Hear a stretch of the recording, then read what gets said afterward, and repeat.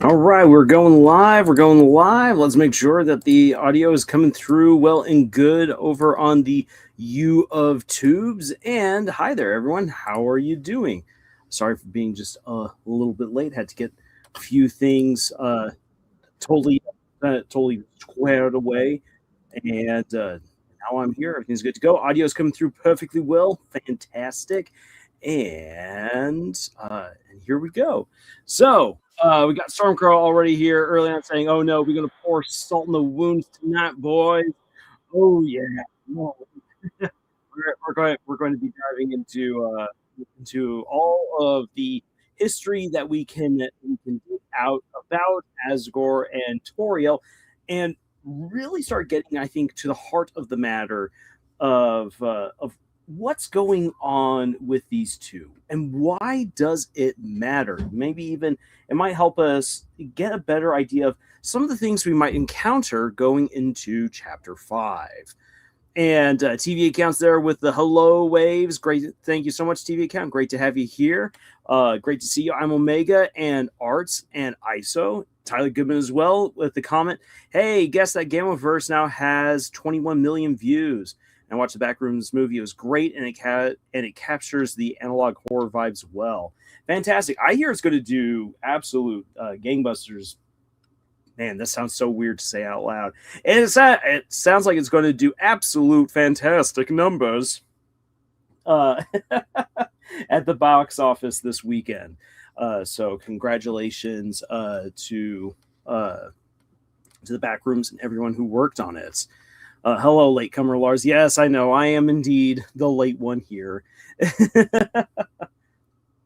And don't forget me, your extramarital affair sense. Oh, Arts, why?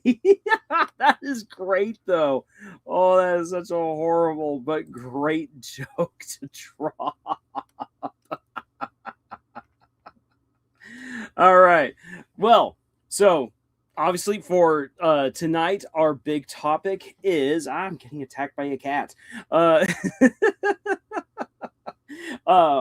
Yeah, you got it because I don't have a camera on me. You guys can't see this, but Honey is absolutely going aggressive on me. Anyways, so our big topic for tonight is going to be taking a look at Asgore and Toriel, their relationship as it once was, as it stands now, and what we can pull out of the game that helps us to better understand all of this. Oh, Betsy Lee streamed this afternoon. Well, that's great. And it's awesome to see you here, Commoncraft. Hello. So that's going to be the big topic for this live stream.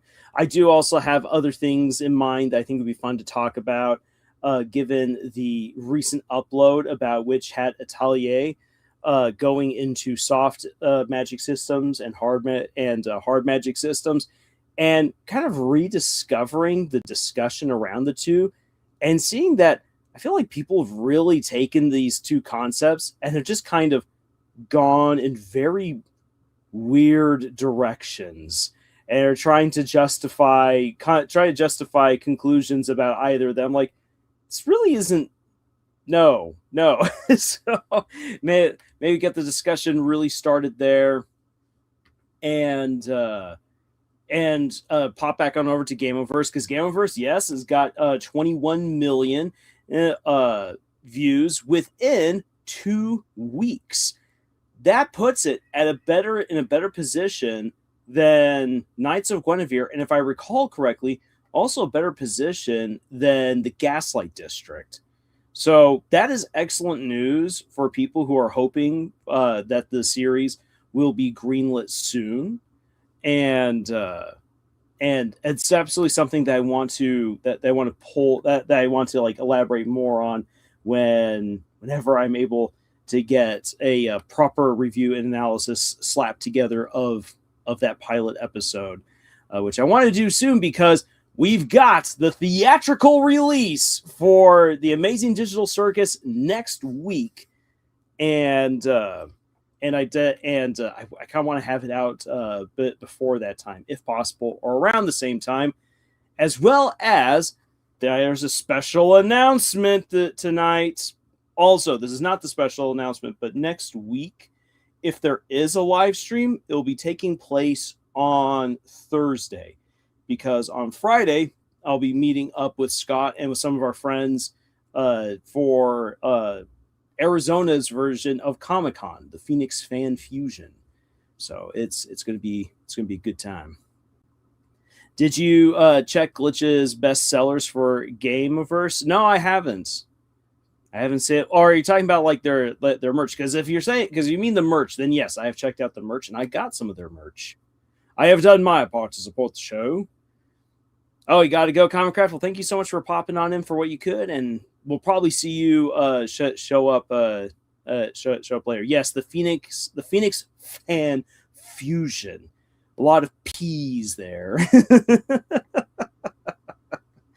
It's like back in the day when people were like, "Oh, that's so fat." I'm so glad that did not stick. Oh, well, now there's something I wasn't expecting. It says that Betsy Lee drew Huey marrying Amarok, and Huey was the bride.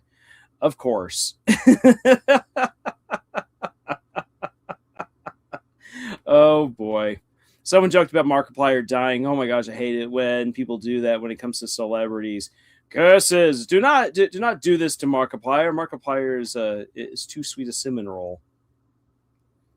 No, if Gameoverse has any best sellers, it's one of the signs it could get green lit. Well, it's not. Well, as opposed to books, it can't be a bestseller because it doesn't have. It's not something that people can go out and buy. What will get Gameoverse greenlit is when the earnings from the merch and from the ad revenue for this episode equals what they put in to make it. So they got to break even. The whole thing for the whole thing for Glitch Productions is that all of their shows must be entirely covered by ad revenue and by merchandise sales. If they cannot cover the cost for each episode from ad revenue, from a combination of ad revenue and merch sales, they will not continue on with the show. That doesn't mean that they don't want to, but that is the fiscally responsible thing to do. So that way they don't burn themselves out financially. Otherwise, otherwise Glitch Productions could not continue on existing. Yes, get on to buying that kit plush if you're able to afford it. All right. So let me then queue up for tonight our wondrous. That's not what I want. Our wondrous. That wondrous is probably not the right word for this. But our discussion of Asgore and Toriel is let's get to the heavy stuff first. So here we have it. Understanding the split that defines hometown. Because as I hope to illustrate tonight in this live stream, that Asgore and Toriel's broken marriage has a huge impact on hometown. It also has a huge impact on all the dark worlds that are opened. And the thing is that their story has an impact on everything else, because their broken marriage doesn't just simply affect Chris, it affects everyone else. So even though it's very likely that the roaring knight, who's also very likely Des, is the one who is opening up all of these dark fountains, even Des is affected by this. Or if it's not Des, let's say it's Carol, or it's Asgore, or it's Rudy, or it's anyone else in hometown, it will be like we will see elements of this divorce, because again, everyone in hometown either knows about this or is somehow directly affected by it. And if you feel like that's maybe like too much of a stretch to say, like, okay, Lars, okay, yes, We get that they are pretty important supporting characters, but come on, to get real for just a little bit here. Yes, it's huge, like Grand Canyon size gap. No kidding. To to get a little bit real here.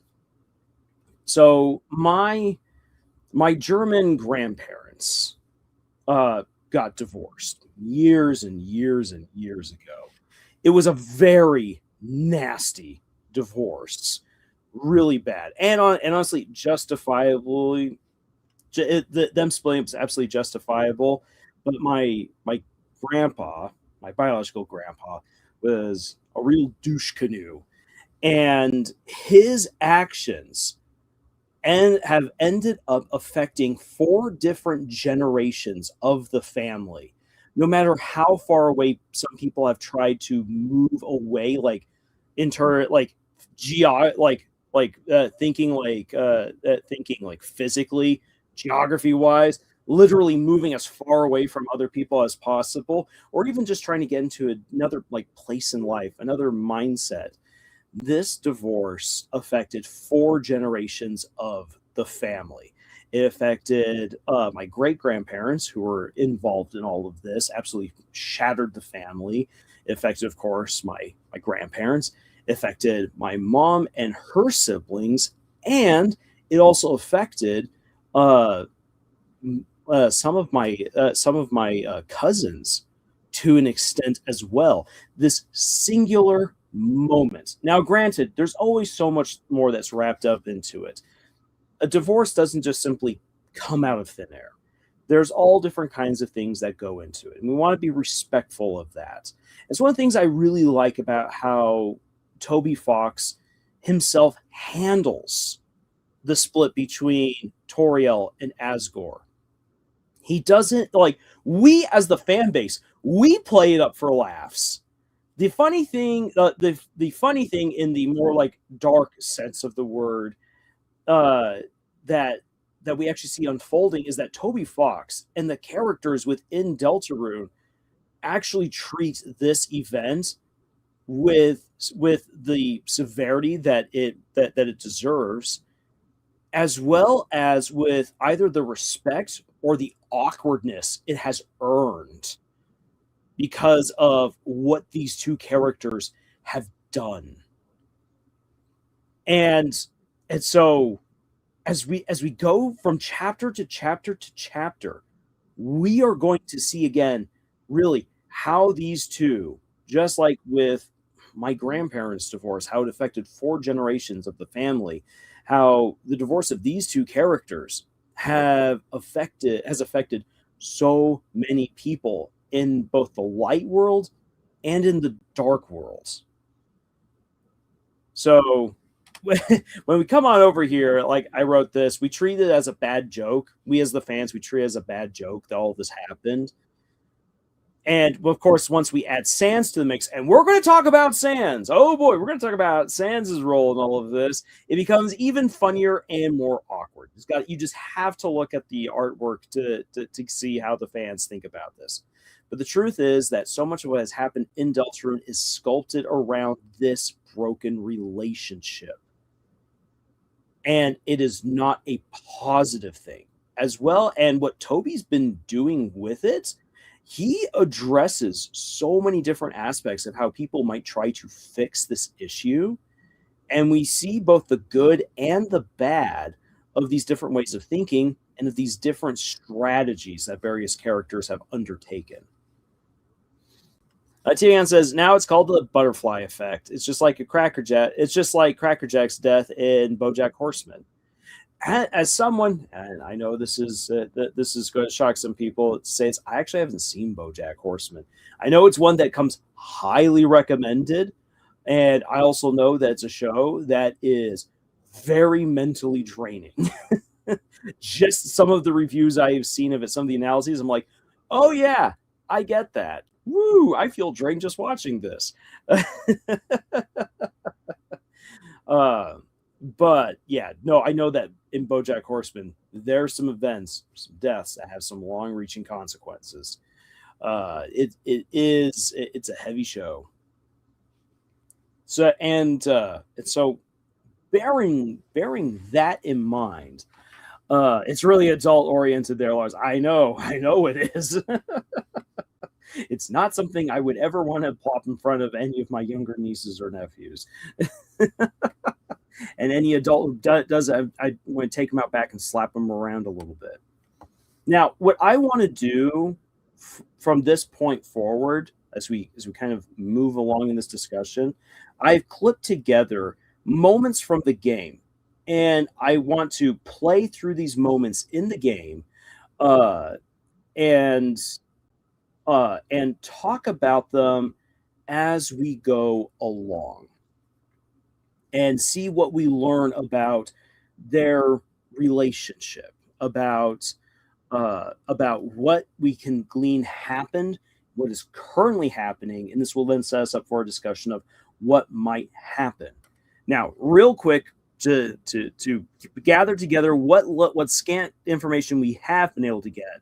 Pre-game, Toriel and Asgore met in college. Now that we learned from Rudy that Toriel could get very wild. There's a question of whether or not that wildness was alcohol induced, or if that was actually a true aspect of her just open personality. We don't really know at this point. That is up for speculation. But they fell in love either during college or just after. They got married and they left the big city. We know that the college is in the big city. They left the big city to come and settle in hometown. Woohoo! But this is where things begin to change. The relationship cooled. Fighting began.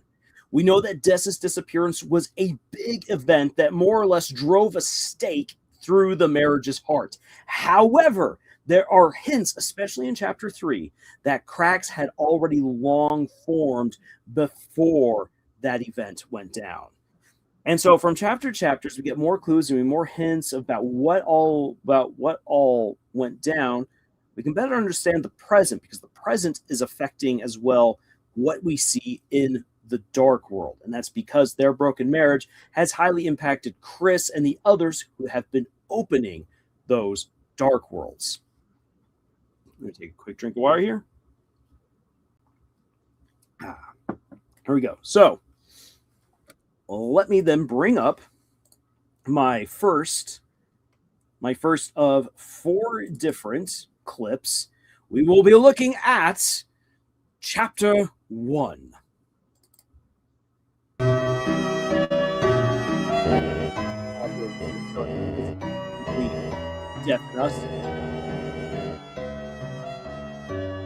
Asgore taking care of his plants rather than selling them.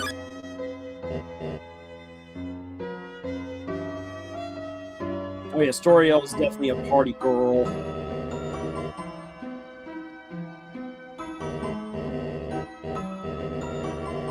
Okay, so real quick,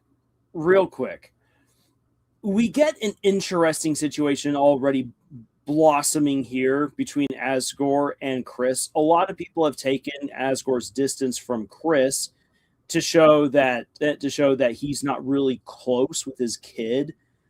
I personally interpret this just slightly differently. I'm willing to give Asgore the benefit of the doubt, because after giving Chris a crushing hug, he's like, oh, wait, you don't like those hugs.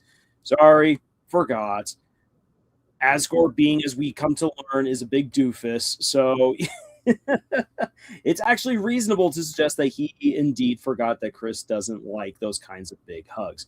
But on top of that, Asgore's just incredibly happy to see his kid there in his flower shop, when, as we come to learn, there's a real rift between him and Toriel, and because Toriel has custody of Chris, there's good reason to believe that Asgore isn't always immediately around Chris. So there's reasons for this, and immediately, as he reassesses the situation, he backs up. Should he have been closer? Should he be better at playing the role of the dad? The answer is 100% yes. Whereas we're going to see there's a lot of things that Asgore could and should do differently. But this sets us up already for one of our first moments of getting a better idea of what the heck is going on with this broken marriage.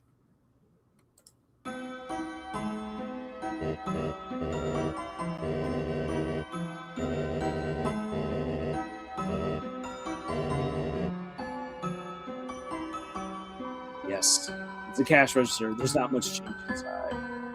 So Asgore definitely thinking about, wouldn't it be great to get the whole family back together to the diner like it once was. As we come to learn, he's very much living in the past. But there's a reason for this. I mean, the guy wants to be back together with his family. There's nothing to say that he can't be with his adult son Azrael, and hopefully through Azrael spend some time then with Chris, maybe even Toriel. And as we come to learn in chapter 4, there's even more reason for him thinking that that would be 100% okay, or that it's going to work out. But we're not yet to that point. But when we look here at Asgore's living situation, he's just living on the floor here next to his flowers. This is very much a dirty, unkept place. Oh, Asgore. Asgore. He has let himself really go. A photo of your mother and father on their wedding day.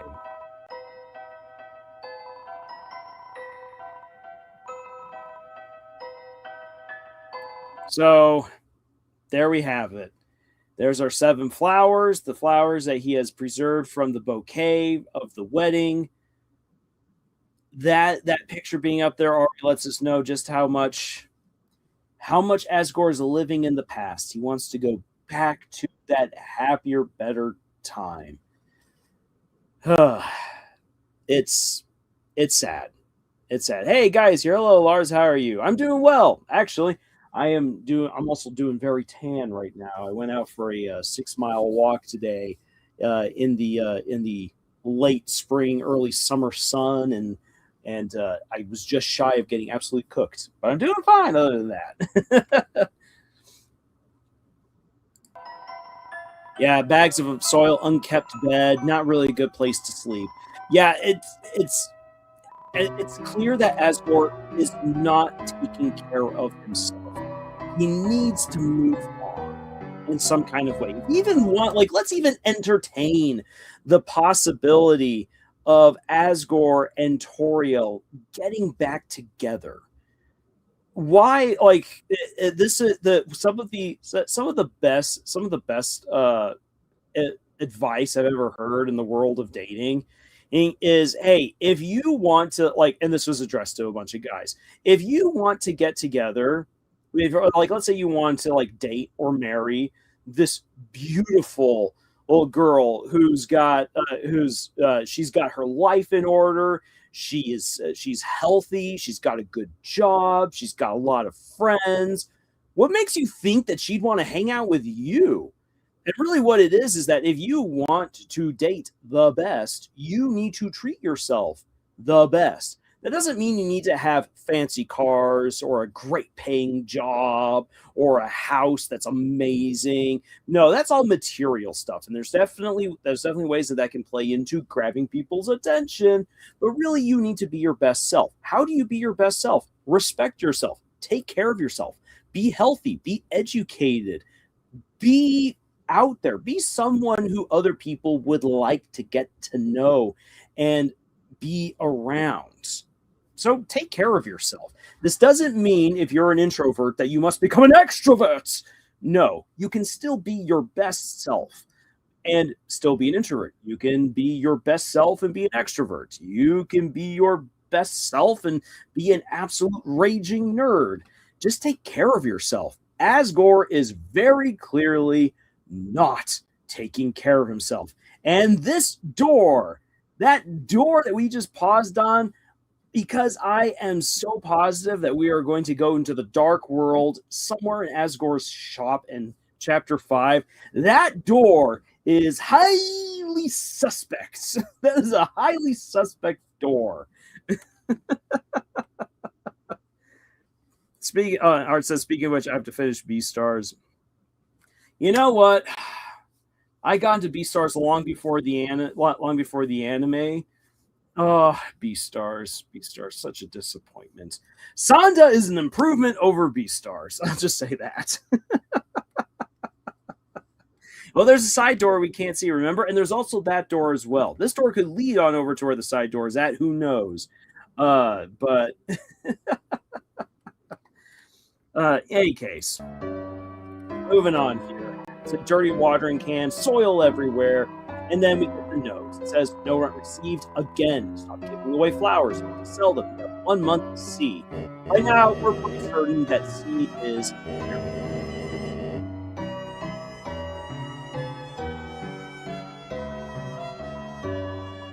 Isn't this the door on the second floor, though, Lars? It is. It could also be a door to a staircase. We don't know. We don't really know. But again, Asgore's house, or Asgore's shop turned home, there's a very, very good chance that either the side door or that door in his room is what's going to lead us into the dark world come next chapter. But here we get the next... This part just hurts so much. So much. Oh, here's a bouquet of flowers for your mom. It's just... it hurts. Okay. Lars lore right here. I've grown my own roses for years. I take great pride in my roses. Now then, when I was in college, okay, Chris, secret mission. When I was in college, I loved being able to give roses to girls that I took out on dates. Was that maybe too much to do for the first date? Probably so. Younger Lars, me, was an idiot. And one of the things that it took me too long to learn is that overt signs of affection and interest are not things that other people really want to receive until they are in a position to receive them. And that's usually when they, in turn, like you. Bringing a rose on a date, a homegrown rose that smells absolutely fragrant and wonderful, not like any of those boring store-bought roses that all smell like mud water. Bringing a rose on a date is totally fine. Bringing a gift on a date is totally fine, but it's when it's expected. And when the other person is in a position to receive those kinds of gifts. If it's your first date, or if you're just beginning to get to know people, don't just lavish them with all these kinds of gifts and affection. They just won't know what to do with it. You're coming on too strong.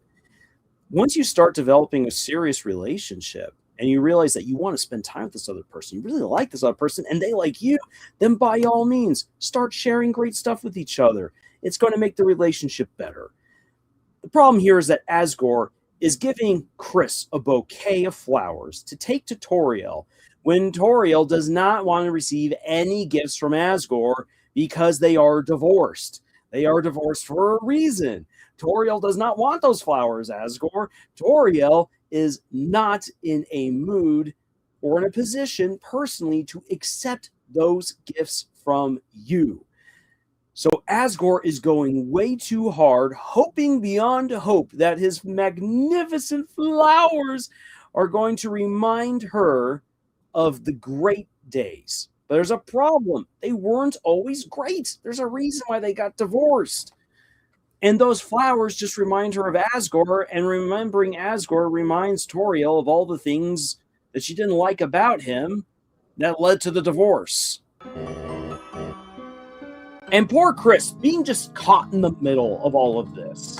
Okay, Chris, secret mission. I need you to send over those flowers. One of these days, I'm hoping we get a little bit more information about the Super Smash Fighters. Just because I am positive it's got so much more to do with the backstory to all these characters. Also, oh boy, until the next day your father cooked them all for breakfast. So, like, right there, we already get an idea for why Toriel doesn't like Asgore. In Toriel's mind, Asgore should have been paying more attention and realized that all these things that Azrael had done, that he had set up, that he had made, whatever, these eggs, were very important to him and therefore should not have been touched. And Asgore either didn't know or thought, okay, well, you've done your thing. We need those eggs to mate. We need those eggs for breakfast. And she got really ticked off about that. And that is something from years ago. What this begins to tell us is that Toriel holds a grudge. That is a huge problem with this relationship. Asgore made a mistake. Yes, Asgore was most likely not being malicious about cooking those eggs.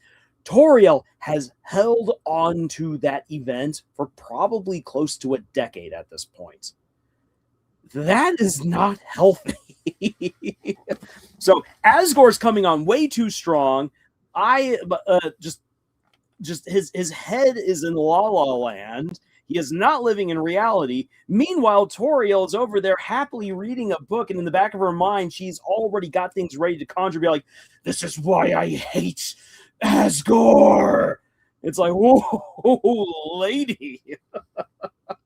So already, we see two different things going on here. There's a reason why these characters got divorced. It's just, yeah. Your mission, should you choose to accept it, is infiltrate the Dreamer Manor, gather intel on the Toriel situation, and give your father false hope. This message will self-destruct in 5 seconds. Mission accepted. This is the next movie in the Mission Impossible franchise. I can't wait to see Chris doing shenaniganery with Susie to the classic music. Dun dun dun dun dun dun dun dun. Anyways, continuing on.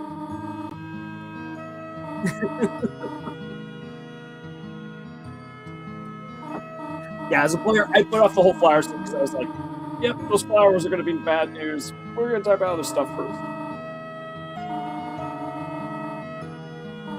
Oh, the whole horns thing.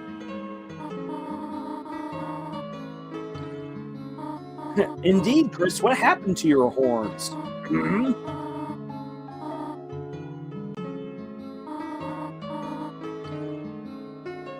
They're not from him. Yeah, they're going straight in the trash. I prefer Ocean's 11. Ocean's 11 is such a good movie. So good. Such a good story. Chris hanging on a rope and Susie complaining she doesn't get to do all the badass stunts. Yeah, Chris, come on, get stronger so that way you can hold me up. Or we get Ralsei. Actually, that's the thing, is that Chris and Ralsei hold her up for the little side game that you can play with Susie Zilla. I do like that Tori at least keeps the flowers watered. But it just makes everything smell so bad when you put water into a trash can and you let it sit there for a day or two. It smells awful.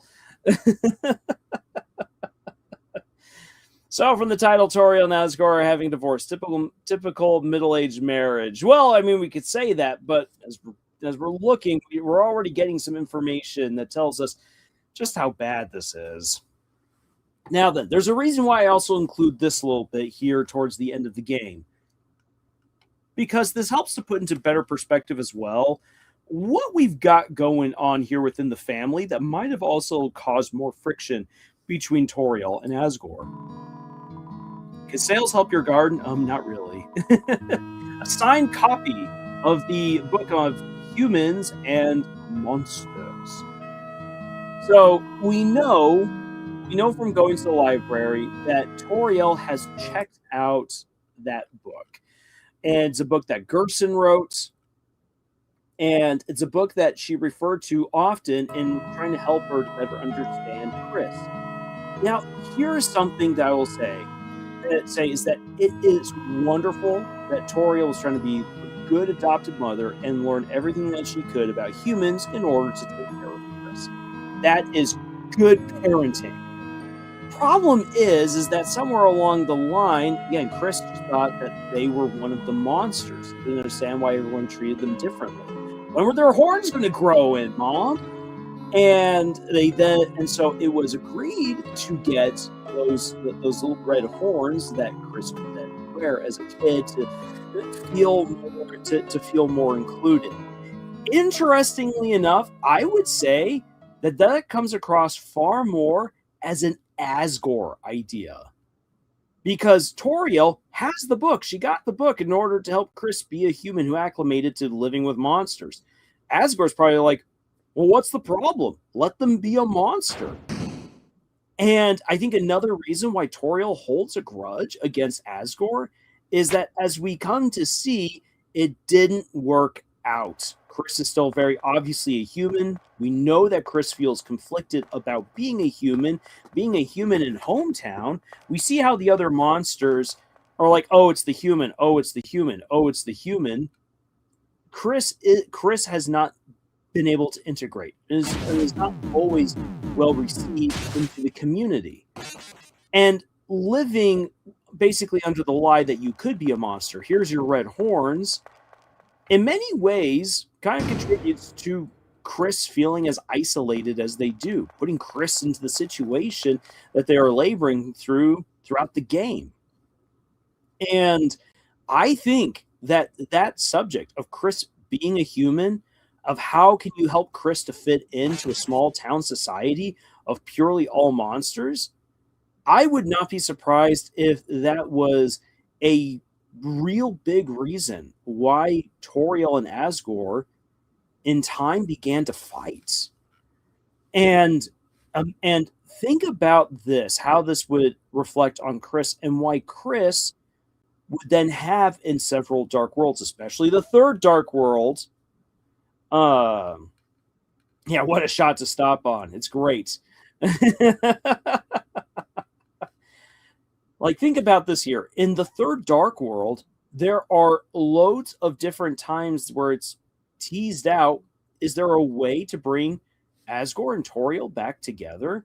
I think it's something that Chris would want to see happen.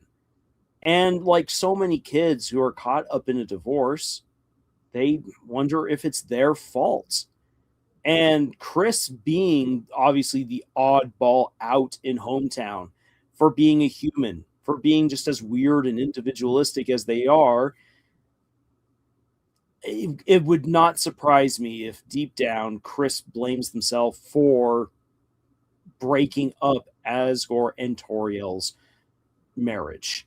Now then, I highly doubt that Chris is the cause.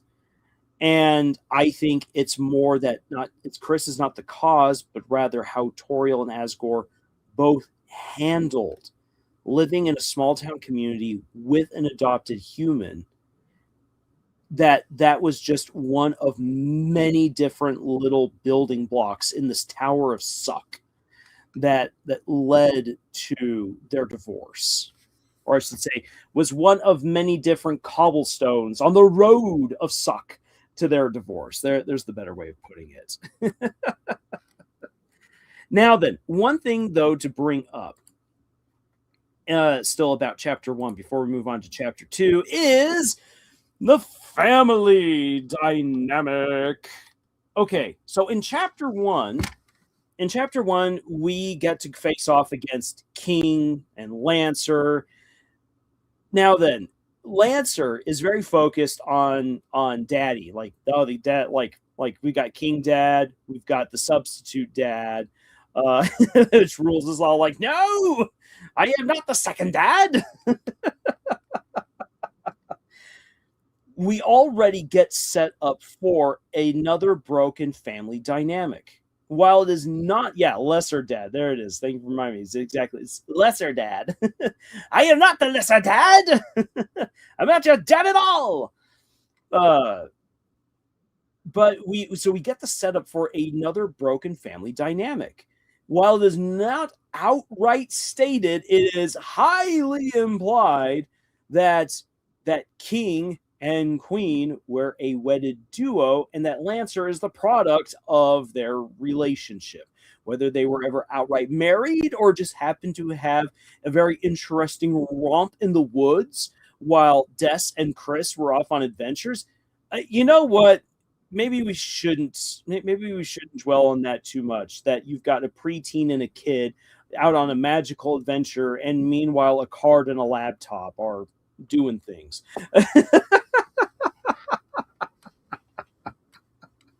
But so there's already a setup for a broken family dynamic that can be brought together in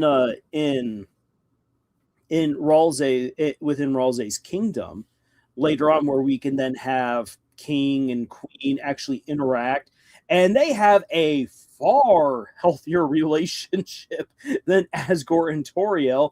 And one way I think that we can interpret all of that is that the reflection of King and Queen's broken marriage in Deltarune is an acknowledgement on Chris's part, and maybe even on Des's part, or whoever's all been opening up these dark worlds, that it's like, yes, they're divorced. They're divorced for reasons. I get it. If they could at least just get along, please. And that would be the absolute healthiest outcome for Toriel and Asgore to at least work out all of their issues, so that way they can live in harmony, not together, but live in harmony in hometown, and allow Chris, their kid, to do well. Like, we want Lancer to do well. So I love it that Toby is reflecting the nuance of this broken family in the dark world. And through this broken family in the dark world, he's showing a slightly better version, or at least the opportunity for something to become better. And as Lancer gets along very well with Queen, it kind of reflects how Chris is just kind of by default closer to Toriel, because Toriel's got custody, and is a bit further away from Asgore. And one would hope that could be a more positive relationship between Asgore and Chris, and between King and Lancer. So this is like Puss in Boots and Kitty Softpaw. I mean, Puss in Boots and Kitty Softpaw definitely at one point broke up, but they got back together at the end of The Last Wish. So, I mean, that's what Asgore wants. Asgore wants the Puss in Boots and Kitty Softpaw ending. He's just very, very, very unlikely to get it. Art says Des probably thought all the not safe for work details for that one, and Chris covered their eyes. Oh boy! Oh, Des, you saucy naughty girl! All right, so let me then pull up my next video for chapter 2. And here we go. Now then, starting it off in the graveyard is kind of important here. I just gotta say this though. Putting this together and coming back to this moment in chapter 2, and knowing what's in chapter 4, I actually got emotional with this part. So, Garrison, a brave man, brilliant and sharp.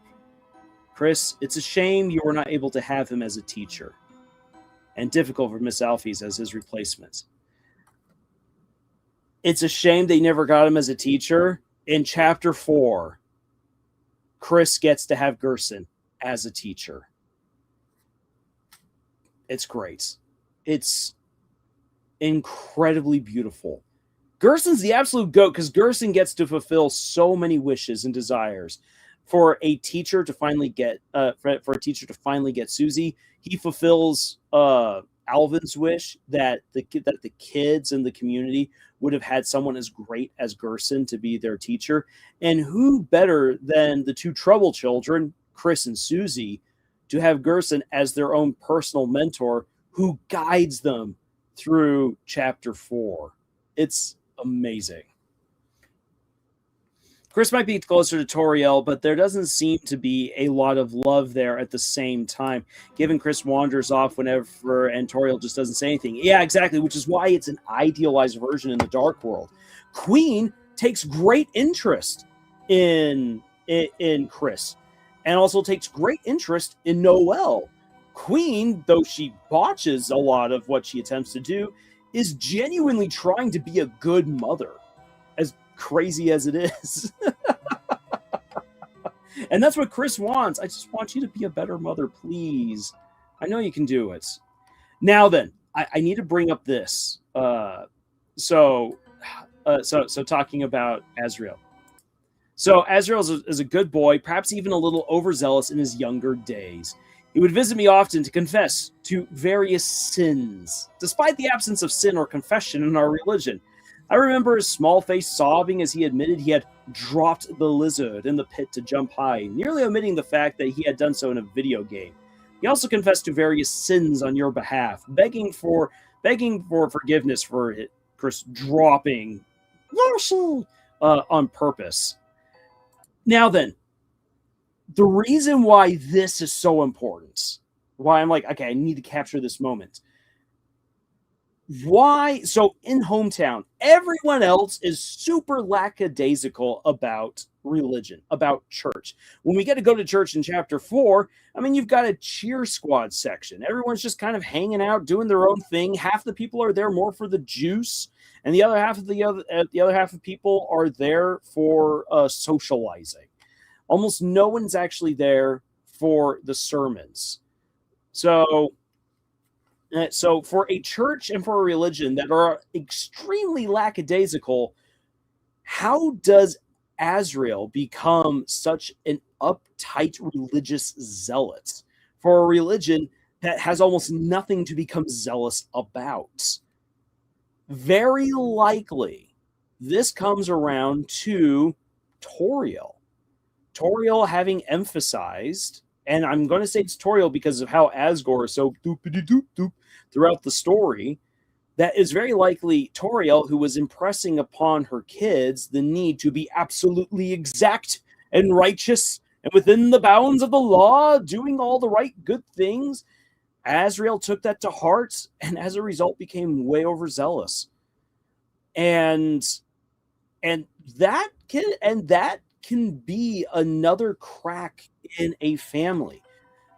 As someone who's part of a very religious family with people within that family who are not as religious, I can give witness, I can testify that there is kind of a grinding of the gears between those who are far more religious and those who are not so religiously minded. And the ones who are, and that can very easily lead to clashes over just simple things, unless people can quickly talk those differences over. That can lead to real fights and lingering resentments. It's very possible that Asriel's zealotry, which is probably very likely encouraged by Toriel's uprightness, like a stick in the mud, led to further conflict within the family. And now we come over here to the conversation with good old Rudy, because Rudy is Asgore's best man. He's the guy who's able to speak at least some sense to Asgore, at least so we are kind of led to believe. The interesting thing here is how it's very clear that Rudy is caught in the middle.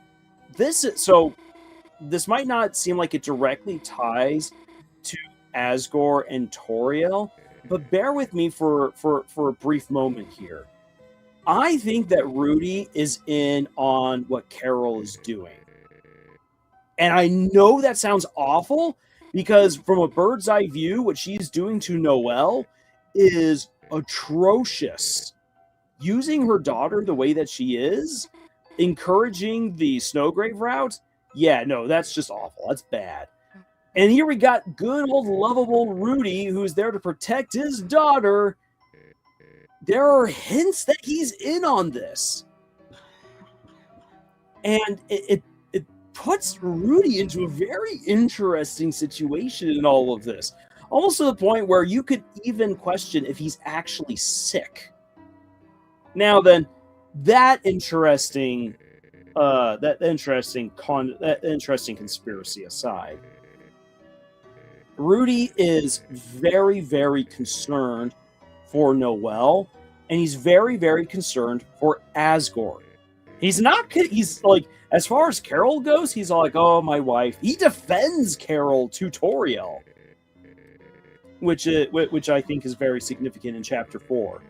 But his main concerns are how Noelle is doing, and he constantly is just, look, Chris, can't say much, but Noelle might look like she has it all, but her mother, love her, but she's tough on her. Normally, I balance it all out, but I can't do much when I'm not there. This is so incredibly suspect. He's like, I have to get better because I have to. And it's like, Rudy, what are you not telling us? Rudy, you're beating about the bush. And Rudy's all like, yeah, just take Susie to the movies. Please, you gotta leave. Go do something nice with this hot chick. And yeah. Hey, we got PCV here. Great to have you here. But then just come on over here. What the hell's bringing you flowers? Hey, what's wrong with a married man getting flowers? So, your wife gave them to you? Nah, I'm messing with you. Chris's dad did. I'm not going to try to understand this. So, we have a moment of Asgore doing Asgore things. Flowers solve all. Flowers are great. Here you go. Here you go, Rudy. I hope you get better. There's a very, very, very good chance that, again, if any level of my conspiracy is correct, Rudy knows what's going on, and Rudy's probably also there. Again, there's the whole like balancing things out, taking care of things. It's a very good chance that Rudy also is all like, hey, Asgore, there's a plan and all that. We need you to stick to the plan. Stick to the plan. Take care of yourself, big guy. You got to do what you got to do. Stick to the plan. Stick to the plan. Take care of yourself. Stick to the plan. It feels like Rudy's in cahoots somehow, and Rudy knows that Asgore is not in a good place. He wants Asgore to succeed. He's the best friend, and it makes you wonder, Rudy, why aren't you doing more to slap your best bud around and help him to see the light?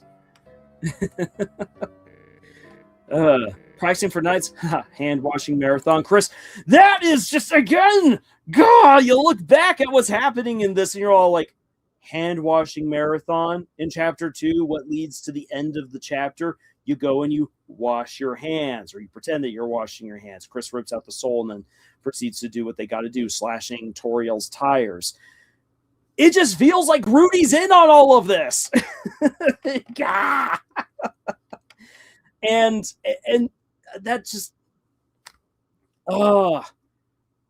just Asgore is not getting the support that he needs. Rudy needs to be the best bud who slaps him around and has the hard conversation.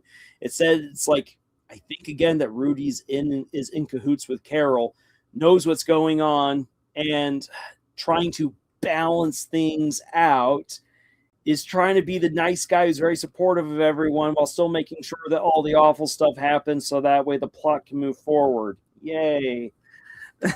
Oh, and then we get this moment. Personally, I hate libraries, but hey, libraries are great. Don't you dare hate on libraries.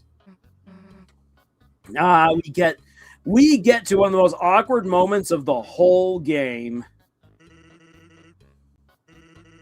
Yeah, one of the most awkward moments, not being able to see Papyrus.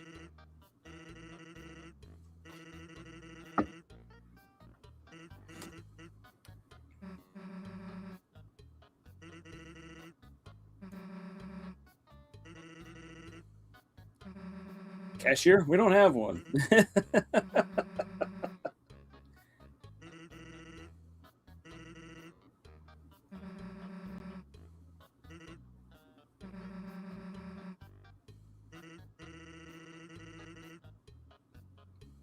Oh, Sans.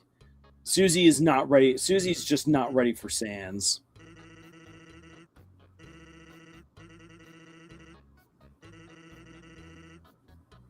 In case you didn't know what a store was.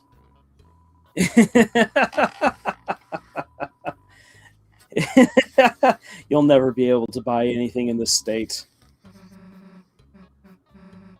See, jerky is candy. Actually, they're legume. Peanuts? Jerky. And if you've got the egg, you can put the egg in there. It's too much responsibility for one egg. Yeah, I'm the sicko that looks at the milk. You got something about it. Various frozen bagels. You know what? Okay.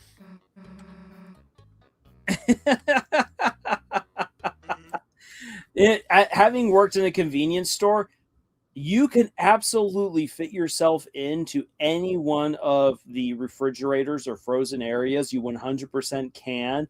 You're just going to be very, very uncomfortable doing it. Susie just doesn't know yet. Oh, no. Oh, here it begins. I think I left my eggs in the car. Guess your memory's not exactly what's cracked up to be. There's egg on my face now, is there not? You're excused.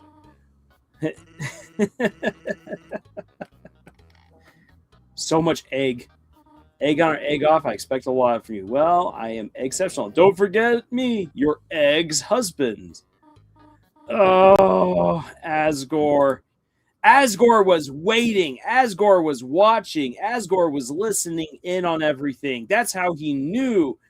Asgore, do not creep at the door to a store. It's just not right.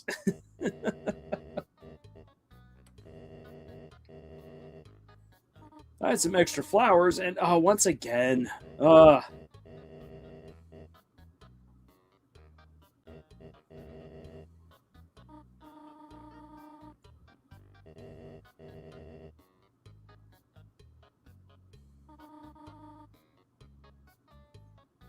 So, how am I there? Real quick, PCV says, done with my amazing digital circus custom characters. Took me time and effort to get the characters right based off the website I use and the editing I did without even drawing. Well, fantastic.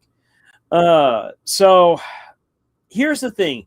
Asgore absolutely should not have been snooping in on that conversation. He's being a creep. He's being a stalker. At the same time, Toriel needs to talk things over with Asgore.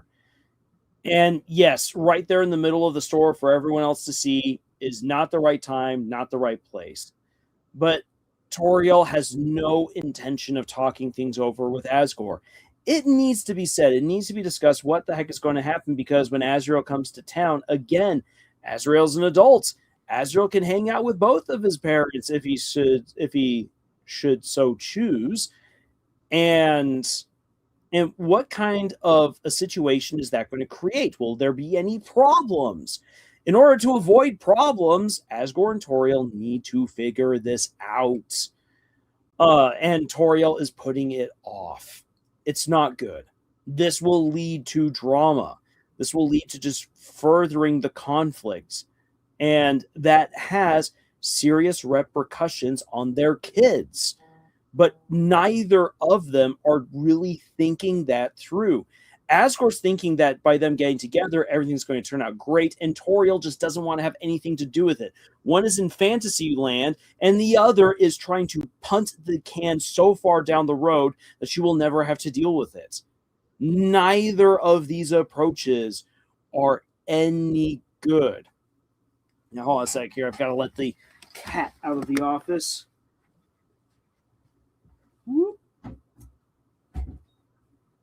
Go forth, be free. Alrighty. No more cat now attacking my leg.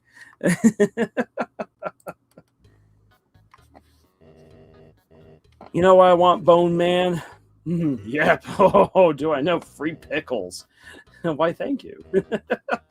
This could be taken so many directions. What kind of flowers do you think it would take, or what kind of flowers do you think would make her remember the way it was before? Ugh, Asgore. Wrong line of thinking. There's nothing like a captive audience. Wink. Serious Undertale reference right there. Well, have a good one. Even Sans is feeling a little bit awkward right here. He's like, "Oh, by the way, I'll probably be shagging your wife tomorrow night." And so,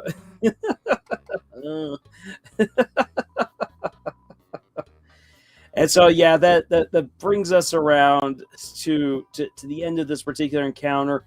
Susie's had the chance to view this. As we come to find out, Susie has a lot of respect for Toriel. So seeing this situation, knowing that Chris is related to Toriel, and now she's picked up on, oh, that's her ex-husband. That's Asgore's the ex-husband. I see the awkwardness right here, and I don't want to. And she's like, I don't want to talk about it because like she sees that this is an awkward situation. And again, time and place. And Susie's actually handling the situation better than the adults are. But it is a wink and a nod at future frustrations to come. Can your family not come in when I'm looking at milk? Well, that's a weird thing to ask. Well, of course, we'll now come in every time that we must look at the milk.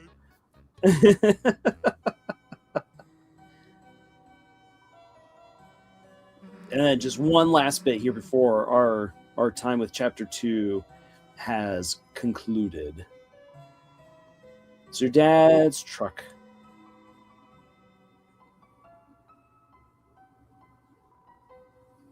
Yeah, again, Asgore should actually be out there selling his flowers. We got a potential customer right there. He's not doing his thing. And so, yeah, to bet. So let's begin to understand our situation here. Asgore and Toriel definitely not getting back together anytime soon, if ever. Very likely, never. We see how Asgore is neglecting himself. He's not taking care of himself. He's not respecting himself. He's neglecting his own life and taking care of things that he should to stalk Toriel. That none of that is good. None of that is excusable. At the same time, he has a point. They need to talk. Azrael's coming back into town. The family needs to figure out what to do. Given the animosity between the parents, how are you going to handle this? They need to have a serious adult conversation. Toriel doesn't want that. Toriel is neglecting her responsibility in this very, very wonky, difficult relationship. As a result, it has serious impacts on Chris in the present, and it will have a serious impact on Azrael when it comes home. And all this does is encourage Asgore to keep doing as he's doing. Nothing is getting resolved. Now, that does not take any of the responsibility away from Asgore that he needs to take care of himself, first and foremost. But also, Toriel is not helping the situation at all. And so this broken marriage, and these two were the sweethearts of hometown.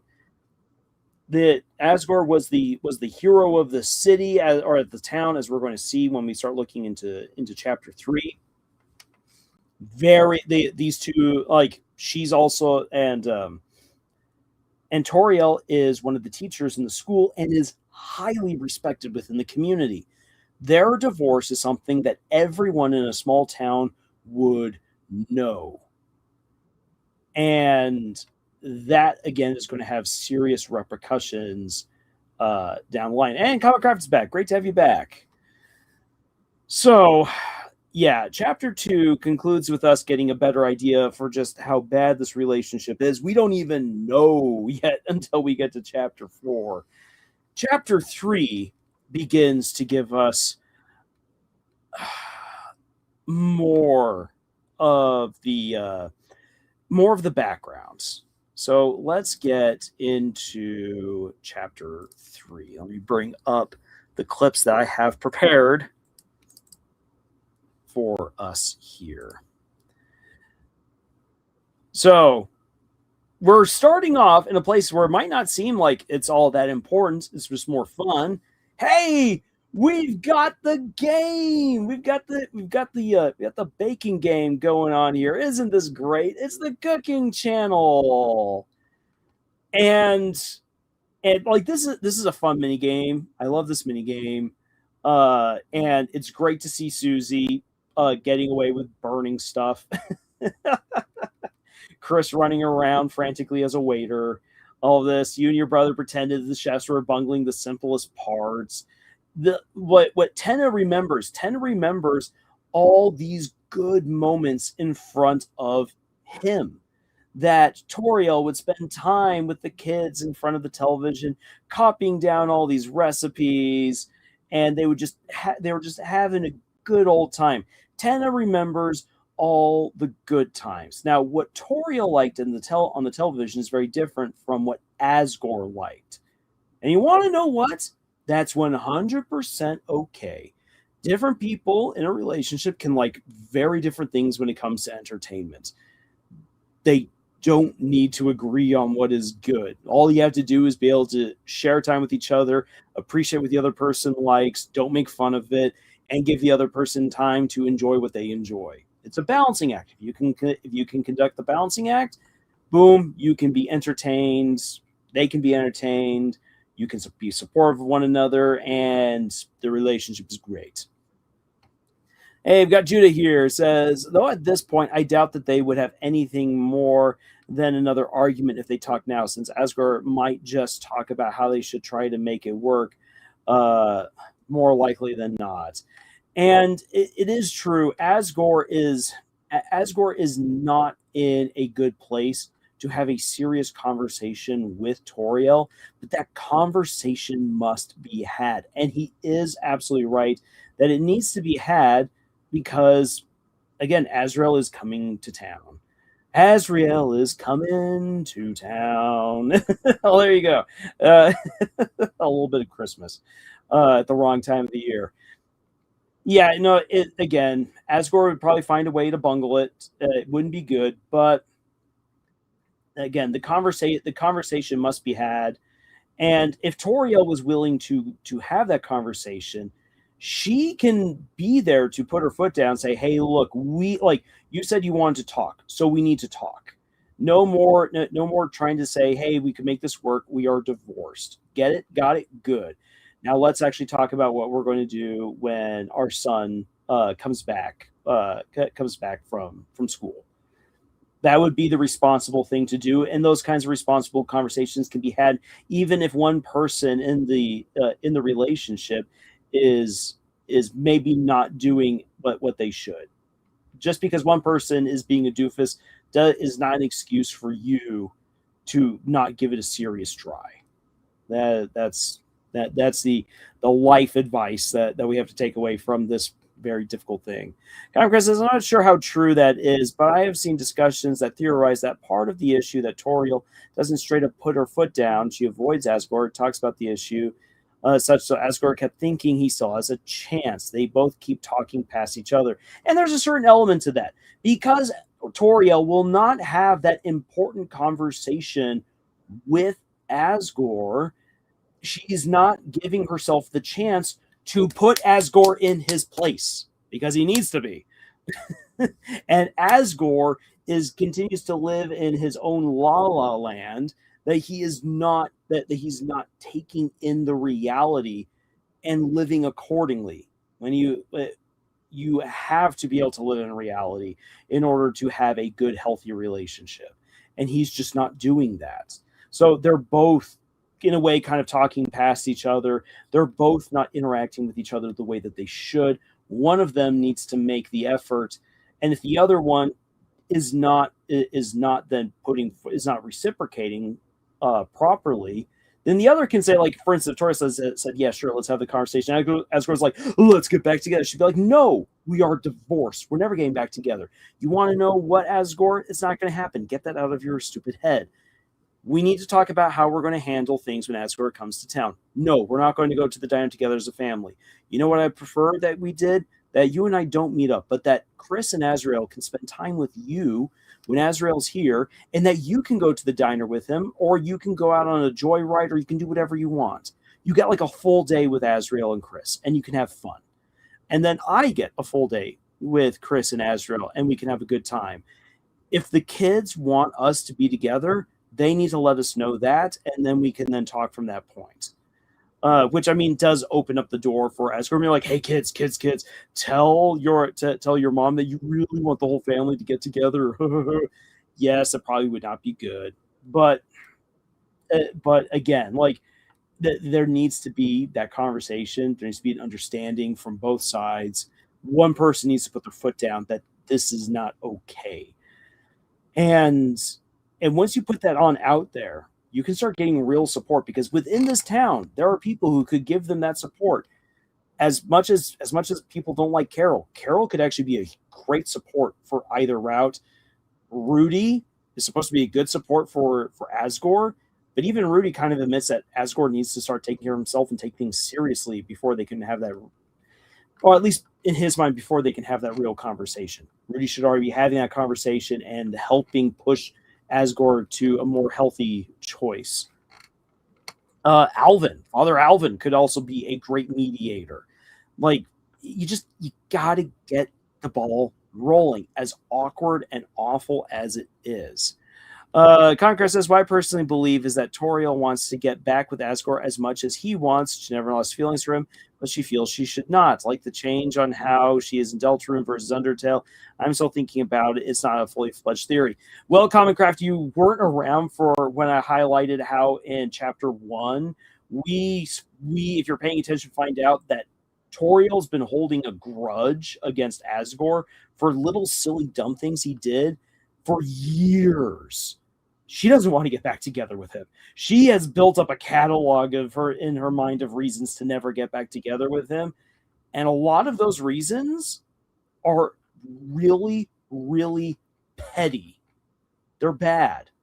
And Chapter 3 is going to nail that point home, as we're going to see. But first, we got to get to, again, this difference in mentality here, which comes across through the entertainment. We saw that Toriel really likes cooking shows.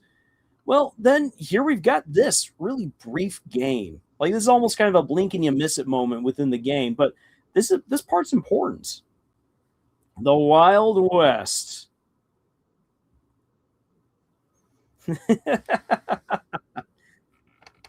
Why do I have to be the horse? This is very clearly more Asgore's deal. As the sheriff of the town, as a guy who speaks all very folksy-like, very southern-like, western-like, he would absolutely be a cowboys and Indians, cowboys and ruffians, the law versus the bandits kind of a guy. This game is absolutely a reflection of the stuff that Asgore himself likes. Now, again, it's totally fine for two people in a relationship to have two very different views and likes, especially when it comes to entertainment. But this kind of gives us an idea for why Asgore, in many ways, acts the way that he does. He's the hero. He's the cowboy. He's the sheriff. He's the lawman. Aren't those people the good guys? Don't the good guys win? Don't the good guys get the girl at the end? Again, Asgore's kind of been living in a fantasy world, and his entertainment of choice does reflect that. Now, we get to this interesting bit of rules card. Now, we could easily belabor this, that how La Nina and El Nino are two characters who are absolute stand-ins for Asgore and Toriel. Two people who were in love, two people who suddenly fall out of love because of a misunderstanding. That misunderstanding turns into fights. It gets so out of proportion and it goes crazy and weird. And then the girl gets together with another guy. And that guy makes everything weirder because he's now involved, and that's Rule's card, who then's all like, ah, never fear, we shall have an throuple. And here we got the end of the throuple. The reason why it's important to pop on over to this particular moment is because at this point in the game kind of makes a real jab at what people would just say, well, why not just have a polyamorous relationship? Just let everyone kind of get together who they want to get together and let love win. The answer is that people want, and when it comes to love, people actually want to be with who they want to be with who they actually love. And the fact of the matter is that the love is not there between Asgore and Toriel anymore. And neither is there the potential for a great throuple between Asgore, Toriel, and Sans. A lot of what happens with El Nino and La Nina is basically Toby saying, look, we've got all different kinds of fantasies about how we would deal with this kind of a situation. Fact of the matter is, there's no easy solution. Yes, I want these two characters to get back together. That's because they both want to get back together. What happens when one person in a divorce doesn't want to make that happen? And it kind of becomes impossible. And so through these almost jokey characters, Toby Fox is doing an excellent job of playing out playing out dreams and scenarios that people might find themselves entertaining when going through something as difficult as a messy divorce.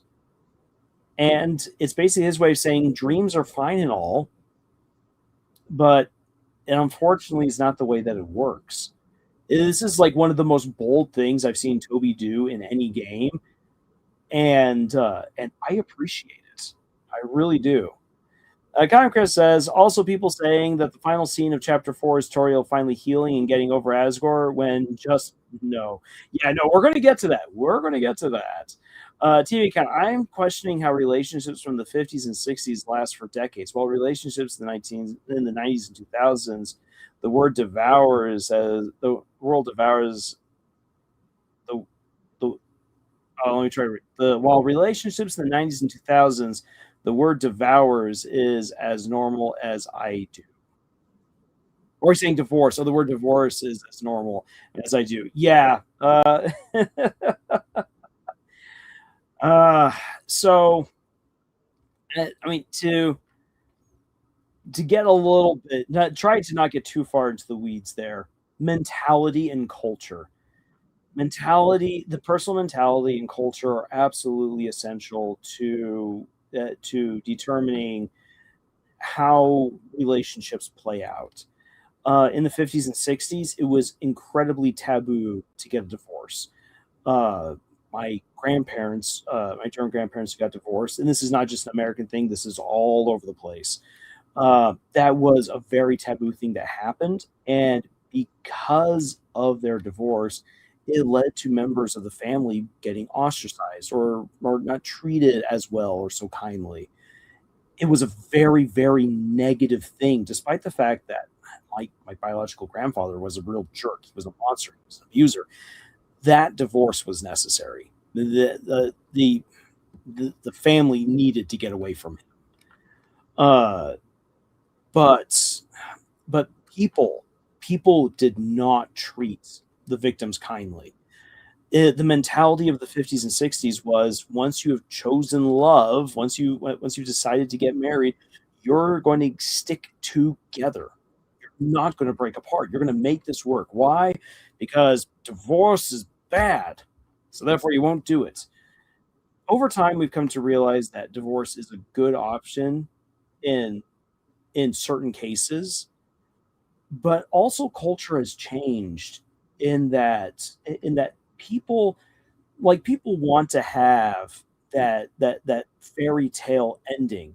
But the fact of the matter is that fairy tale endings are very, very hard to make. It requires complete dedication on the part of the married couple and everyone else involved with that marriage, from the families to the kids, if there are any kids, just so much else, to the friends and all of that.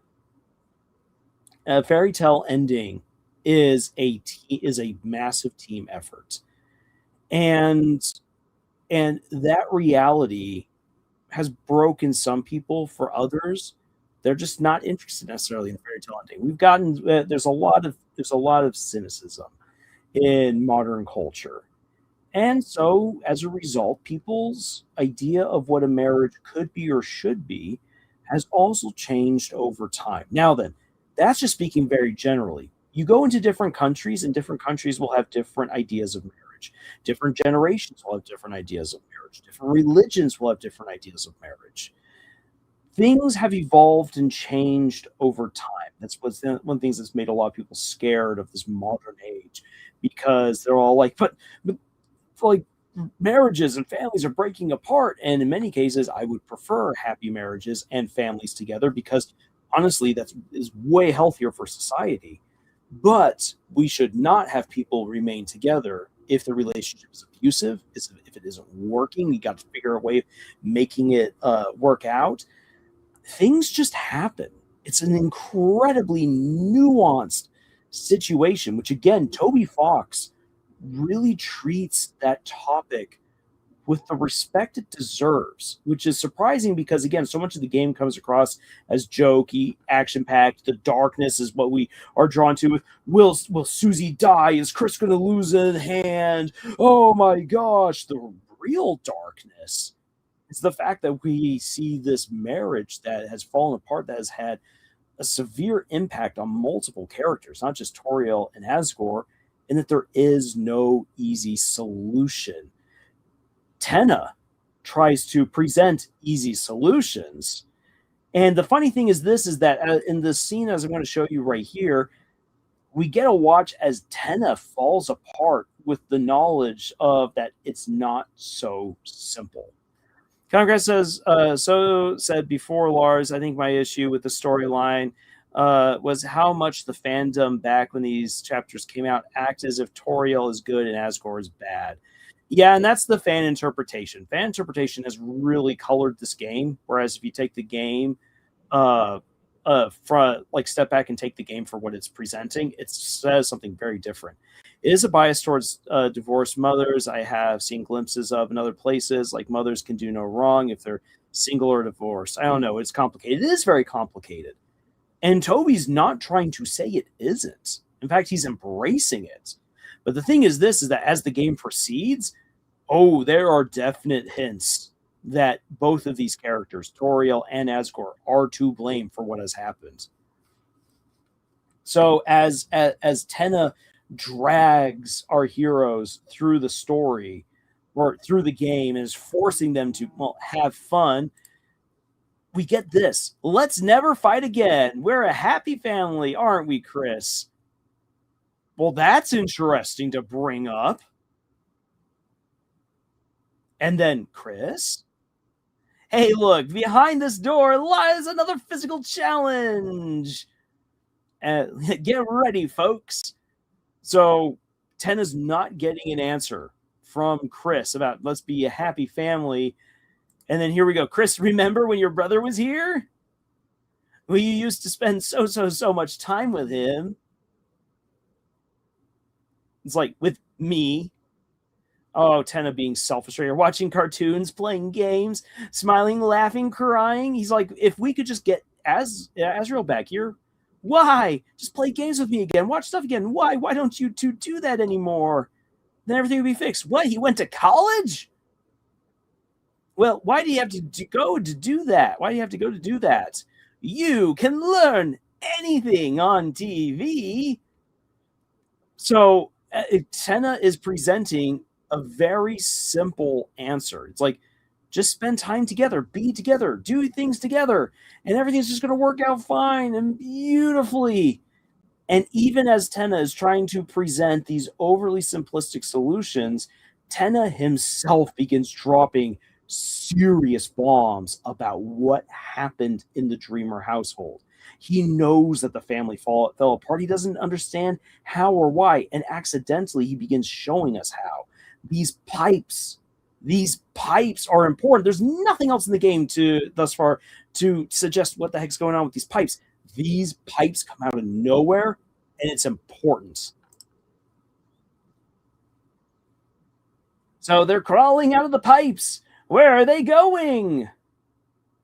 I don't know. Like, you're like, okay, tennis seems to be off his rocker, but then we just get this weirdness playing out with the pipes.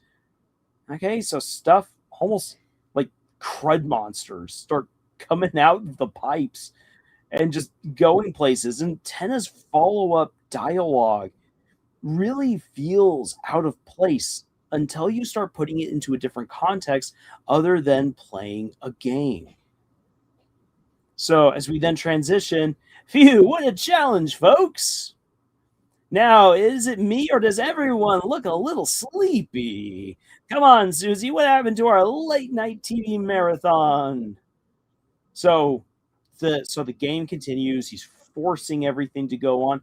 Kind of a lot like Asgore. Like, hey, we'll just make things work. Again, we get the sense of, again, what's an easy solution? Easy solutions, stay together. If y'all stay together, everything will work out. What's another easy solution? Oh, just persevere. Just work together. Everything's going to be great. But then this. I'm sorry. I'm sorry about the pipes. Why? We have no context for this. Like, why is he apologizing about the pipes? And then comes this. I knew I shouldn't have done it. But every pipe goes somewhere. They had to go somewhere. Okay, that seems interesting. And then our clincher. Wait, not another battle, please. The family's fighting again. Here it is. Tenna, way back when things were so happy and wonderful, Tenna saw fights. He saw arguments. The whole thing with the pipes, we've done nothing with pipes in this game. But he saw a fight over pipes. Very likely, pipes got clogged thanks to all of the fur that gets washed down the drain by Asgore and Toriel and Azrael. It's very, very likely that the pipes got jammed, got stuck, and then you gotta clean out the pipes. It's nasty and messy, and you want to know what? If you've ever worked on plumbing's hard. Plumbing gets nasty sometimes, and it's rough. And it's very, very easy to get snappy when you're dealing with plumbing. I speak from experience. And what we have here is we have Tenna regurgitating a fight between the family. It's most likely between Asgore and Toriel. Just probably over simple stuff. And as we already know, thanks to the dialogue from chapter 1, Toriel made a big howdy do about Asgore making one simple slip up and has held that as a grudge against him now for near a decade, probably. There were serious fights. Toriel never let go, and Asgore, as we've seen repeatedly, Asgore just continuously just does the dumb thing. So Conquer says, actually, Lars, about the pipes, I think the fans figured it out. Apparently, Chris had flushed down a bath bomb, and Ten likely blamed himself for showing Chris the bath bomb somewhere. So that could very well be it, rather than the fur getting stuck down the drain and causing backup issues. Yeah, it could be a bath bomb that blew up at the pipes. And again, this would actually fit in with Chris. So I like this theory right here. That would then help to better illustrate why there's this lingering implied sense from Chris that Chris feels responsible for Toriel and Asgore breaking up. That Chris has done things. Chris had done things. Remember, Chris feels awful that they couldn't be a monster. They could never fit in. and that very likely this caused tension between Asgore and Toriel based on how should that happen. Asgore very likely being the one saying, "Hey, you should have a band of horns," and Toriel being like, "No, we need to integrate Chris as a human. Chris must be human." We got issues there. The eggs thing, the bath bomb. If the bath bomb happened, I could absolutely see that being the case. Uh, so yeah, every pipe goes somewhere, like Chris as a little kid. Yeah, no, and then once the pipe bursts, you got to figure out which pipe burst. Oh my gosh, having dealt with burst pipes, yeah, you're like, okay, which pipe is the responsible one? Oh, it's so bad. Reminds me of and then quickly catching up with some of the other stuff you wrote right here. Uh, it reminds me of Epithet Erased. Main character loses her mother.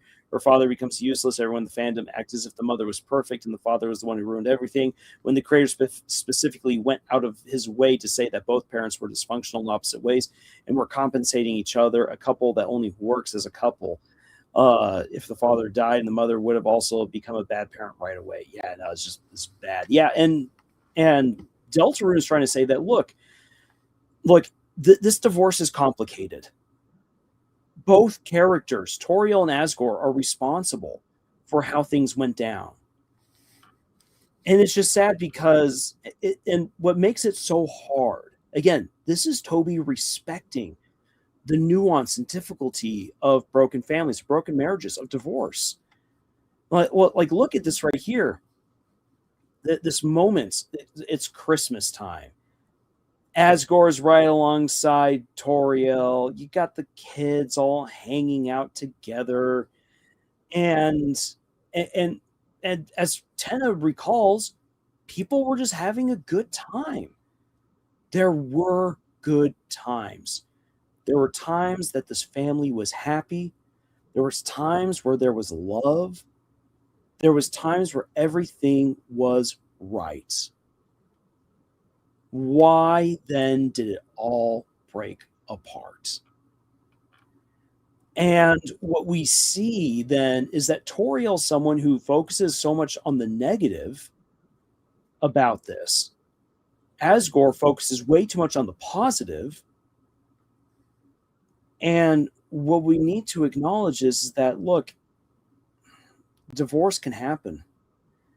It happens for different reasons. And maybe sometimes there's absolutely someone to blame. And maybe in other cases, everyone's responsible. But that doesn't necessarily make someone bad. Asgore has not yet been treated in the game as a villain. He hasn't been.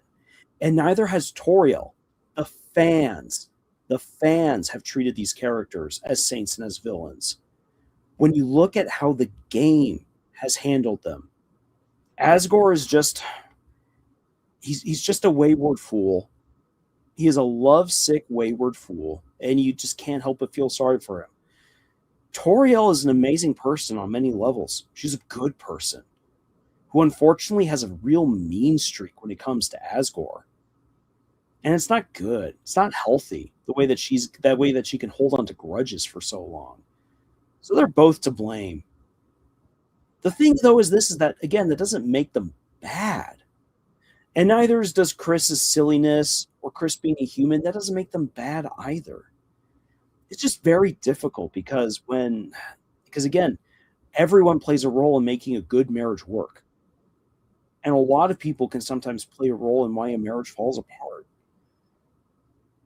The important thing, especially for kids, is to know that, look, kids, you need to be who you got to be.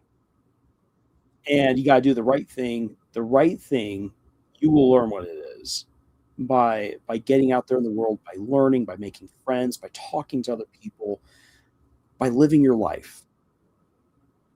As important as your parents are to you, as critical as they are to a good, healthy family, and to anyone living well, growing up well, parents are essential to that. They absolutely are. But say when that relationship breaks apart, the kids are not to blame. And never should the kids be made to feel as if they're to blame. Again, coming back to my own family's personal experience, that was what my biological grandfather did. He made it everyone else's fault. And when he was the abuser, when he was the one who definitely was the villain. And that's one of the reasons why it caused so much harm to four generations of the family. In some cases, there are clear bad guys.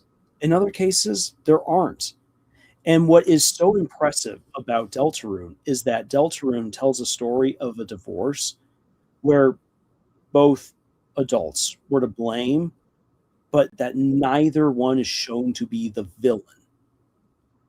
That is so mature, nuanced, and respectful of Toby Fox to do, because he's not boiling something as serious as divorce down to something as simple as what Tenna would want it to be, or what maybe even Chris would want it to be.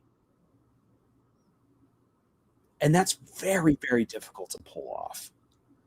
And that's something that even I've done a lot of writing. Man, I prefer writing happy families and healthy families as opposed to this, because writing those kinds of issues, that's hard, because you know it's going to resound with someone and you want to be respectful to that situation. It's hard. Okay, so Houndcraft, yeah, to me, Tenna dialogue sounded way too childish for it to come from Asgore. Yeah, I think while there are some parallels between Tenna and Asgore, Tenna is supposed to be a parallel to Chris. Yes, Tenna is, but Tenna is just regurgitating what Tenna has heard and seen. Remember, a dark world reflects the will of the Fountain's creator. In Chapter 3's Dark World is a reflection of Chris's will. Absolutely. Which is why relationships are played out. Remember, coming back to El Nino and La Nina, the reason why their story exists and why they get back together is because that's what Chris wants. Chris wants it to work out. Chris hopes and prays that this is all going to turn out well in the end. The reality is it's so much more difficult than that.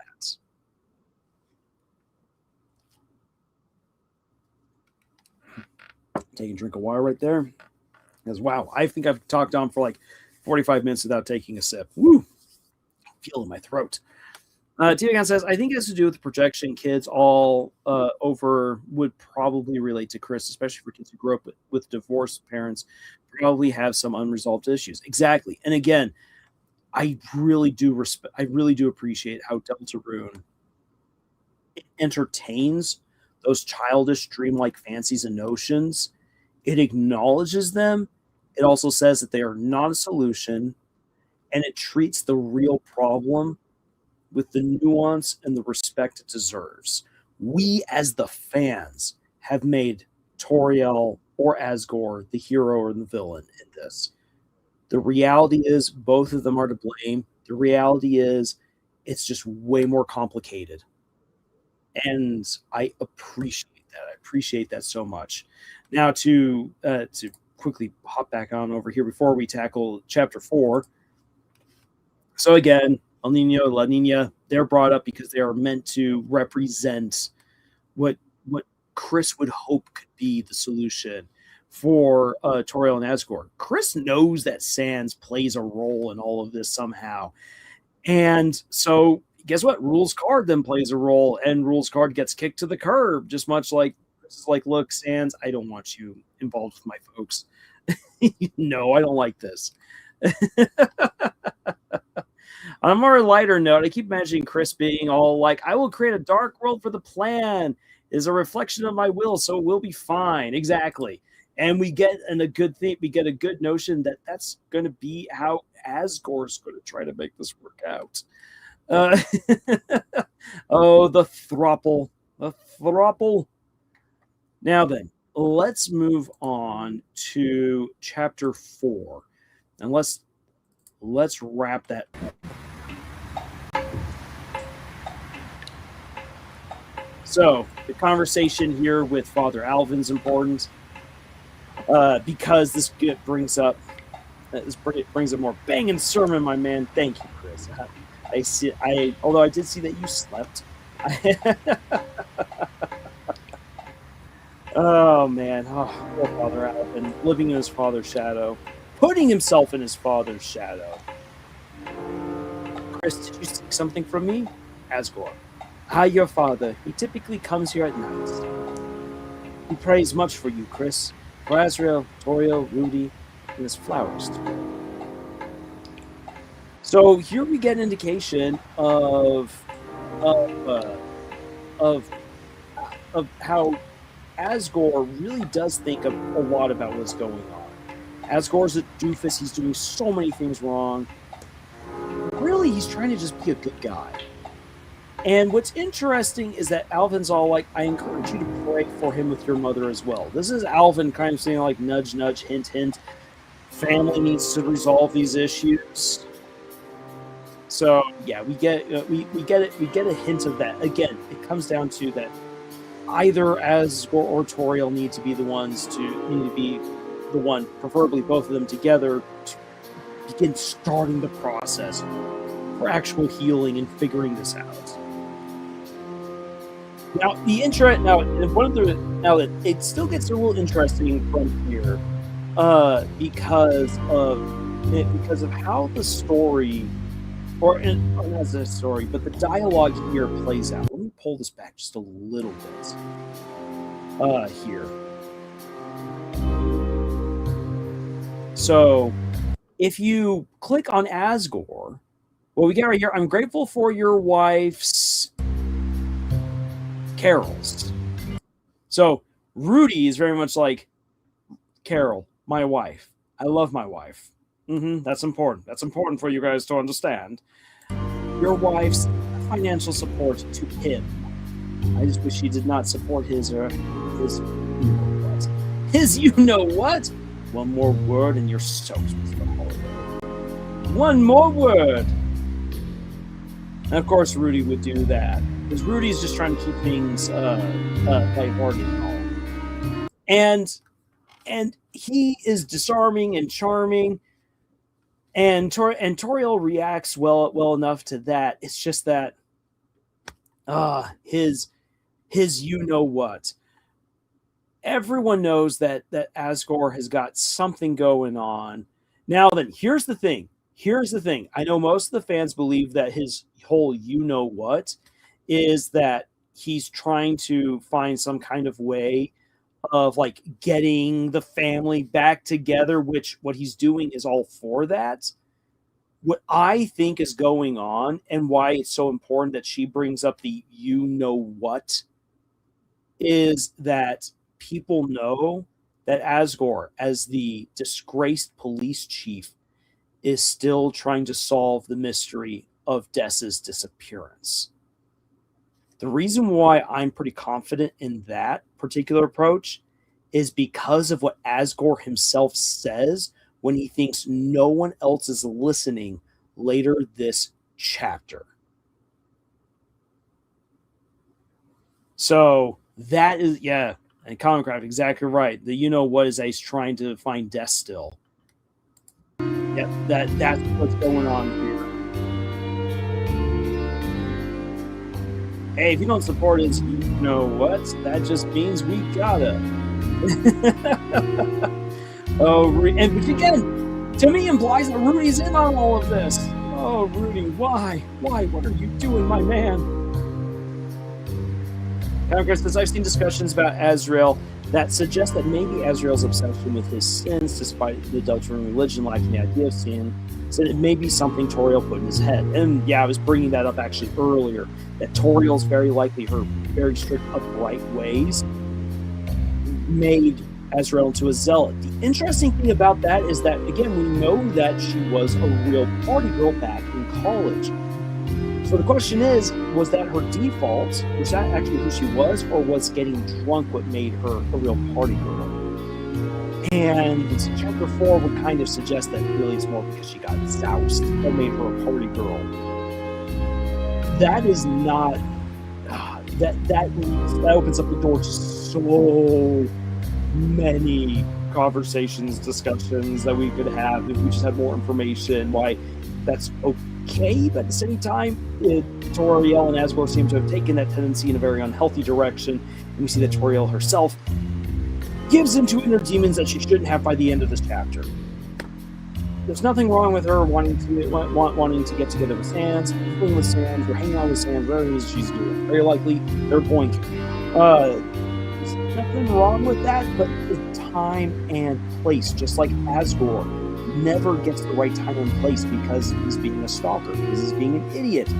Toriel also makes very, very poor choice at the end of chapter 4 about when and where she's with Sans. Susie, having absolutely demolished that bowl.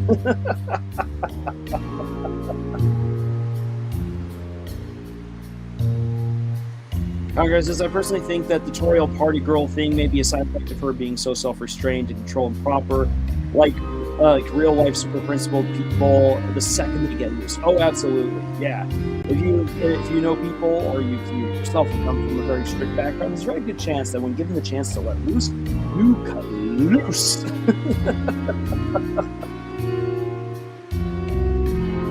Excuse me. So yeah, there's and the thing is, like, how, like, we might consider how does that play into their relationship. And what I would say is that for Asgore, I think that Asgore, being the far more lackadaisical individual in the relationship, that he probably looked at that party side of Toriel and just thought, there's that side of you, that side that loves fun, that can get silly, that can get ridiculous, that can be adventurous, and I love that side of you. I wish you would show that side more. But then that's not her default, and as a result, very uptight and strict and studious does not go very well with hokey dokey, lackadaisical, goofball fool. Opposites can attract, and opposites can be wonderful in a relationship together. But again, a fairy tale ending marriage only works when everyone involved is giving their all to make it work. There you go. There's your romance and life advice from Lars, from a guy who is single, but there's that caveat. But I've been around a lot of functional and dysfunctional marriages. I've seen amazing things from people. I have seen those fairy tale things play out in real life. I've seen the work that goes into making it work. I have also seen what would look like fairy tale marriages utterly crash and burn. And I've learned from those people's experiences what makes things work, what makes things not. And as the single guy in the room, I can be the judge. Not really. I can be the impartial judge in all of this.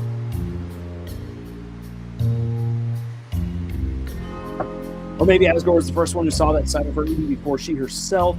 He got her to unwind. Maybe that's my theory. And that might actually not be a bad theory. Maybe he's the one that helped her to get her, let her hair down over time. And be okay as a younger woman with that. And there's definitely a certain change that comes along the way. I think that living in hometown brought a certain kind of scrutiny on Toriel's life. And also having kids changes people. And some people rise to the occasion and try to be good parents, good considerate parents, and then others don't. And maybe Toriel thought that Asgore wasn't treating his position as father and police chief as well as he probably should, and maybe she was right to that degree, or maybe she was being too hard on him. We're definitely missing a lot of context information that would allow us to make full sense of everything that's going on here. But then we come to this part. So I've come back to the church in a few hours for practice. Oh man, this part's just... Oh, Tori, what a coincidence seeing you here. After church ended too. Oh. It's just... So yeah, exact Comcraft. At a certain point, we start delving into what's effectively fan fiction with our speculation. Oh man, Asgore, my dude, this is just so wrong. He's been waiting outside of the church to ambush her this whole time with all these flowers. Well, little blossoms, we tried our best. So Ezra will be able to see us all back to normal and just living in the fantasy. Oh, Chris, how you doing? Would you like some flowers? Here you go. Here, share with your friends. Oh, Asgore. And Chris tucks away them flowers. We give some of them to Susie later on to munch. Oh boy. But yeah, so Toriel said that she'd be back later on to the church for practice. Well, as we come to see, things changed, and that's important. But this is one of the most critical moments of Chapter 4, which is interesting because you really have to go hunting to get this one. We're almost there, aren't we, old friends? There's these watering plants. This time for sure. Tori will finally see you. Oh, what a monologue. See what really happens. And there you have, and right there's the connection. What is his thing? His thing isn't about like, we're going to get the family back together. Like, that's the end goal. But what he really wants to do is he wants to show what happened the night that Des vanished. I just wanted to protect everyone. And this time, she'll have to believe me. You're living in the fantasy, my dude. They all will. They all believe me. Because no one believes. No one believes what happened that night in the bunker. Or in the shelter, I should say. I always call it the bunker. No one believes what really happened in the shelter. Chris has talked about it, and their classmates treat it all as just some wild ghost story to not take seriously. Seems like Asgore also tried to let people know what went down, and no one believed him, which is what led to him having to resign his post as police chief. Then we'll all be a happy family again, won't we? Again, his end goal is for the happy family to get back together, but it's only by showing the truth of what happened in the past. Very likely, the night that Des vanished. It sure is beautiful, isn't it? This black shawl. Which that conversation also immediately recontextualizes what we've believed about the shards. Because almost every other time that Chris has looked through these shards, Chris sees a worse version or a depressing version or a dark version of themselves, of Susie, of Noelle, of the world around them. It rips away the fantasy and beauty of the dark world and says, no, it's just stuff. There's no life to it. And it's very interesting because we've come to assume that the shards just show like the absolute worst. But the shards seem to challenge that seems more to challenge the people who have them, show them things. We know that through these shards, other individuals in the dark world have come to realize the truth of their world and their place in it. And this shard seems to have presented to Asgore the idea that if everyone could just finally learn the truth about Des, it would change everything, which it would. It would absolutely change everything.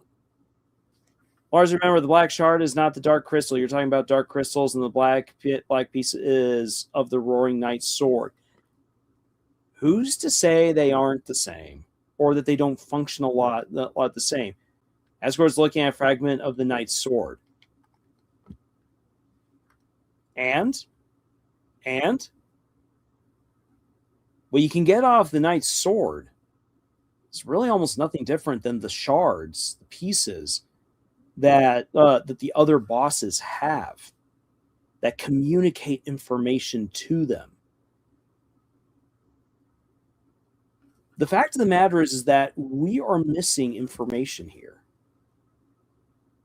And that is something that I've brought up in the past. And maybe I haven't done quite a good enough job of emphasizing that. But these bits are going around. They aren't. So you're saying they aren't. Dark crystals become glass in the light world. Black shard remains unchanged in the light world. It's still glass. A river of glass. This comes back around to one little detail in chapter 4 that has not gotten anywhere near enough attention. And it's the moment that lets you realize we know next to nothing about what's going on here. This is where we get into the cosmic horror of Deltarune. That a star fell, crashed down to this world, and cried a sea of glass. So the dark crystals are heavily implied to be the knight's tears. I don't know. I don't know about that. Will it not be the star's tears? Say it's something that we're missing critical information. The interesting thing is this, is that whether it be dark crystals or shards, they're doing the same thing. Now, granted, they've got different names, and maybe they look different when they then go into the light world. But the result is still the same. Information is being communicated to the users of these pieces of shards and crystals and splinters and the likes. And all of it is communicating information that dissuades, that dissuades from a certain course, and that persuades towards another, that shatters your perception, that gives you information that haunts you. And based on that information, you start making choices. It comes back around to what Gerson was emphasizing. And I know that a lot of people are already upset with me or might not quite agree with me on this, but when I say this, but Gerson was really trying to get across to Susie and Chris, like, when it comes to the prophecy, disregard it. It's so fascinating because a teacher should be someone who tries to impart as much information, knowledge as possible. Gerson's like, I need to teach you how to learn. I need to help develop within you the desire to learn, the love to learn, and then start moving on from there. And I'm not going to tell you about the prophecy. I'm not going to tell you about my story, except for little snippets here and there to Susie, because what he's trying to see is what Susie's going to do. And he's like, disregard the prophecy. Don't pay attention to it. Why? Because it is going to force you.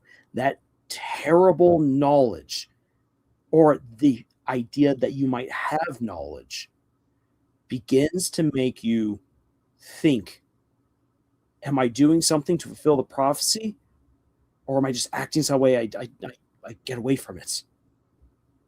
The moment you shackle yourself to that, you have lost your free will. And so that is what's going on here to a certain degree. Asgore has completely shackled himself to a vision that communicates a certain kind of truth, but it's not the whole truth. It's in effect a lie. And it's going to lead him to make a bad decision. It's going to lead to the events that's going to unfold in chapter 5.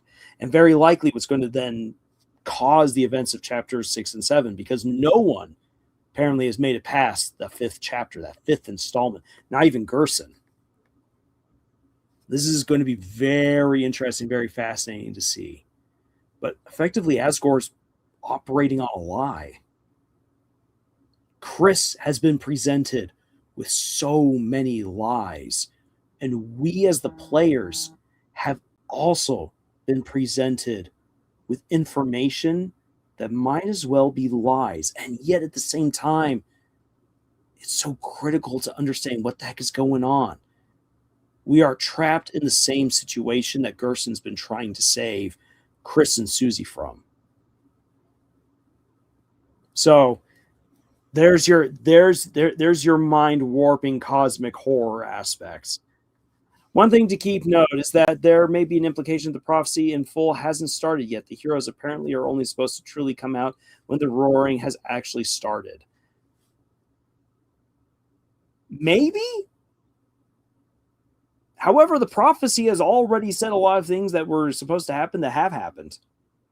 So I wouldn't go with that personally. But then again, is it truth? Is it a lie? Oh, we should just take Gerson's advice and just plow ahead and do what we want to do. And that's what Toriel is doing right here. He gets back on track. Poor Susie and Chris. Chris is embarrassed. And Susie's like, what the heck? Good, upright, reliable, kind Toriel lied to us? And here she is, getting all drunk and dancing with annoying Sans. And, oh man. So, to explain this particular bit right here, why is it that Toriel's at fault here? Despite the fact that, look, Toriel is a grown woman, she's a grown goat mom. She can be with who she wants to be. She's free to do what she wants to do. That's all that is true. The thing here is that Toriel in this particular situation never really communicated to Chris. She's got a phone. She can contact Chris and let Chris know what's going on at home. Toriel didn't do that, at least as far as we know, and it's very likely that she didn't. So it's like, wait a second, Toriel, I thought that you would be like a good mom who looks over your kid, and then when we come to find you, you are getting zousted and just dancing away like you don't have a care in the world. And granted, Susie and Chris know more of what's going on in hometown than Toriel does, so they're in the know, she isn't. But it's just like, wait a second, like my perception of you isn't lining up with how you're actually acting. And Toriel, and this is the point, and Susie doesn't even see it, but the moment that Toriel loses it and crashes to the floor drunk and laughing, that's the moment when you know that's gone too far. Because if Toriel had tried to do this properly, what would have happened is that Toriel arranged for Chris to go and stay at Susie's place, or stay at the Holiday Manor, or go stay with Asgore. Because, yeah, what's going on here with these two, like, I'm sorry. I know some people who are like, yeah, no, they're just dancing the night away. I'm sorry, but the way that the way that the sound effects are used of when Chris tries to go to sleep is highly suggestive.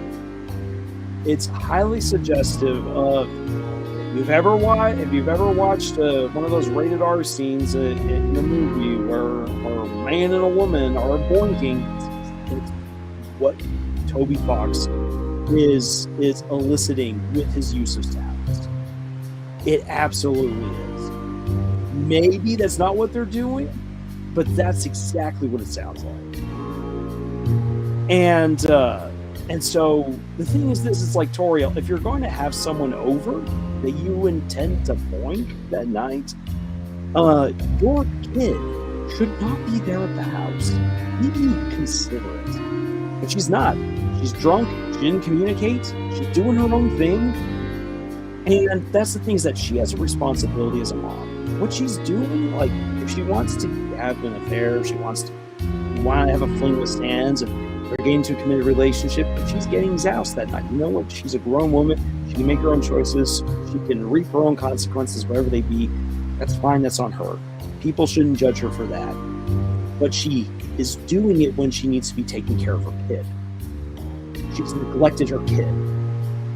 And she's not communicated properly. As a result, the facade of this good mom is broken in Susie's eyes, which is why Susie's so upset. And Chris is so incredibly embarrassed and hurt because they are here at this house having to go through this. Now, Chris could easily go on over to the Dreamer Manor and be totally fine there. Chris could go to Asgore's place. Chris could even go to Susie's house, or whatever it is. there's a theory that Susie definitely does not have a good house situation. It might be that way. Here we even have Chris ready to jump out the window and follow or go someplace else, and then gets pinned in place because of what Carol then has to say as Carol calls. And granted, Toriel doesn't know that any of this is going on, but Toriel has created a situation for Chris to feel isolated, pinned down, so incredibly embarrassed. It's just apparent shit. Like, mistakes happen. Parents unfortunately do awkward things in front of their kids, make their kids feel bad. It will happen. You apologize as you go along. It's at this point, this is a situation that is totally avoidable, should have been avoided, but Toriel didn't. And that's unfortunately why this is a scene that reflects really poorly on her. Not to judge her for what she did, but how and when she did it. That's the important thing. And doesn't make her a villain at all. It doesn't make her the bad guy.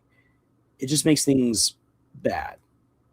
And again, Toby Fox is really good at being able to bring these moments up, to acknowledge this without making it ridiculously simplistic and overly childish, or trying to present answers where there isn't an easy one.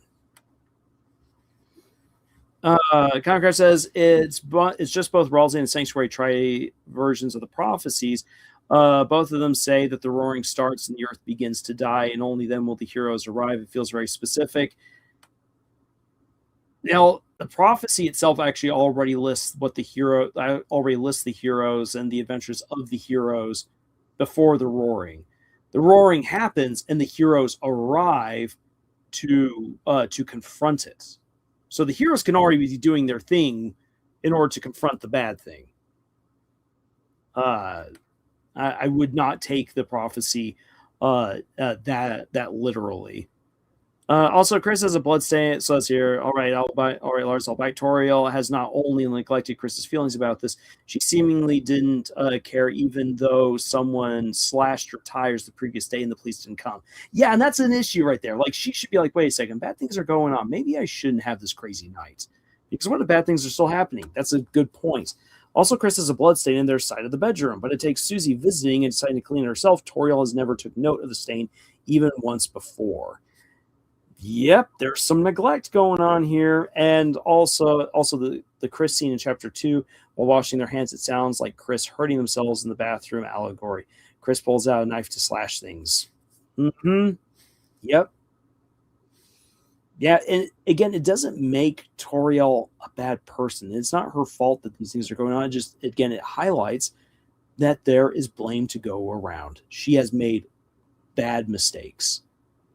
And that if there's to be any healing in the Dreamer household, and that includes Asgore, there needs to be openness, honesty, real conversations, and real changes made by so many people.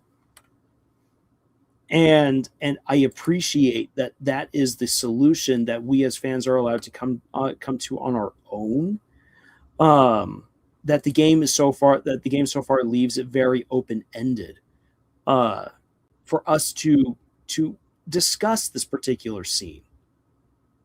Now you got Mimic here. Woohoo! Whatever Toriel and Sans are getting up to, whether they actually yes. Oh man, poor Chris. But yeah, like the great thing is that we are left to our own devices to discuss this.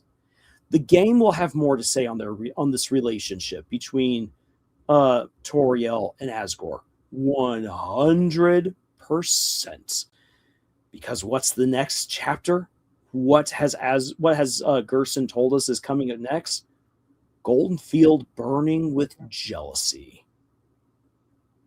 So, and with Asgore stalking, Asgore knows that Toriel's seeing Sans. And if she and Sans were indeed boinking, that's even worse. Here's the thing. They don't even need to be boinking for Asgore to feel jealous. But Asgore is going to learn that this is going on one way or the other, either through his own stalking or someone else has already seen this. And word's going to get out. He's going to go bonkers. May the jealousy reign. to appropriate a quote from the Wheel of Time. Whatever Tori and Sans were getting up to, whether they actually did or not, all in all, I feel bad for Chris. I wish Azrael was still here. Yeah, and the thing is that I know that there's like a certain point, like there's a certain corner of the fandom which says that Azrael's a jerk and that he left and he abandoned the family and everything. That's an interpretation of the fans, wholly out of whole cloth.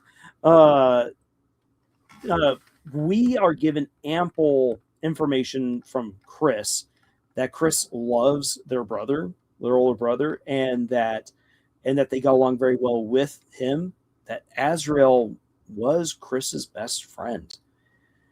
So we would hope that Azrael could come and fix all these things, but isn't that just so much weight to put on anyone? To put on a young man, to put on a kid now turning a young man, still trying to figure out his own identity and his place in the world. Be like, hey, Asgore, you got to fix some things. You got to fix your family. I can speak from experience as a young man coming home from my mission. I was once pulled aside and told that I needed to fix a horrible situation, one that I had no control over, one that I wasn't even a part of. And I was like, what? I'm just 21 years old. I don't know how to deal with this. I'm not equipped emotionally or knowledge wise. Like, I don't know how to deal with this. And I got judgment for that because I couldn't fix this problem. It was rough. And so speaking from my own personal experience, yeah, I would not want that kind of responsibility thrust upon Azrael. And that's that's something that, again, a lot of fans would like to see that happen. And so here's the conclusion, really, to the immediate moments. There is no easy solution. Even getting Asgore and Toriel to come together and talk things out, as has already been discussed earlier, that might not even work. What if Asgore is just, oh, we're back together, oh, we're going to get back together, and isn't listening to anything Toriel's saying? Yeah, no, that just feels like death of progress, but the conversation must happen. Toriel needs to be able to say, I tried having that conversation. Rudy, slap some sense into your best friend. Father Alvin, can you please be a mediator? Asgore, we tried to talk. You weren't listening. I want nothing more to do with you. Stay out. Stay away. She needs to be able to put her foot down. Or Asgore needs to be able to honestly reflect on himself and say, I've been an idiot. I am such an idiot. No more stalking. No more wasting time. No more daydreaming. I'm going to take care of myself. I'm going to give Toriel her space. I might still be madly in love with her, but if she's not reciprocating, she's not reciprocating, and I can't force that. So I need to focus on myself. I'm going to get better. I'm going to sell my flowers. I'm going to get back on my feet. I'm going to have a respectable business. People are going to like me again. Chris is not going to feel embarrassed that I'm their father. And be like that. That's what Asgore needs to do. So like both of them need to start really, like, both putting their feet down on certain issues.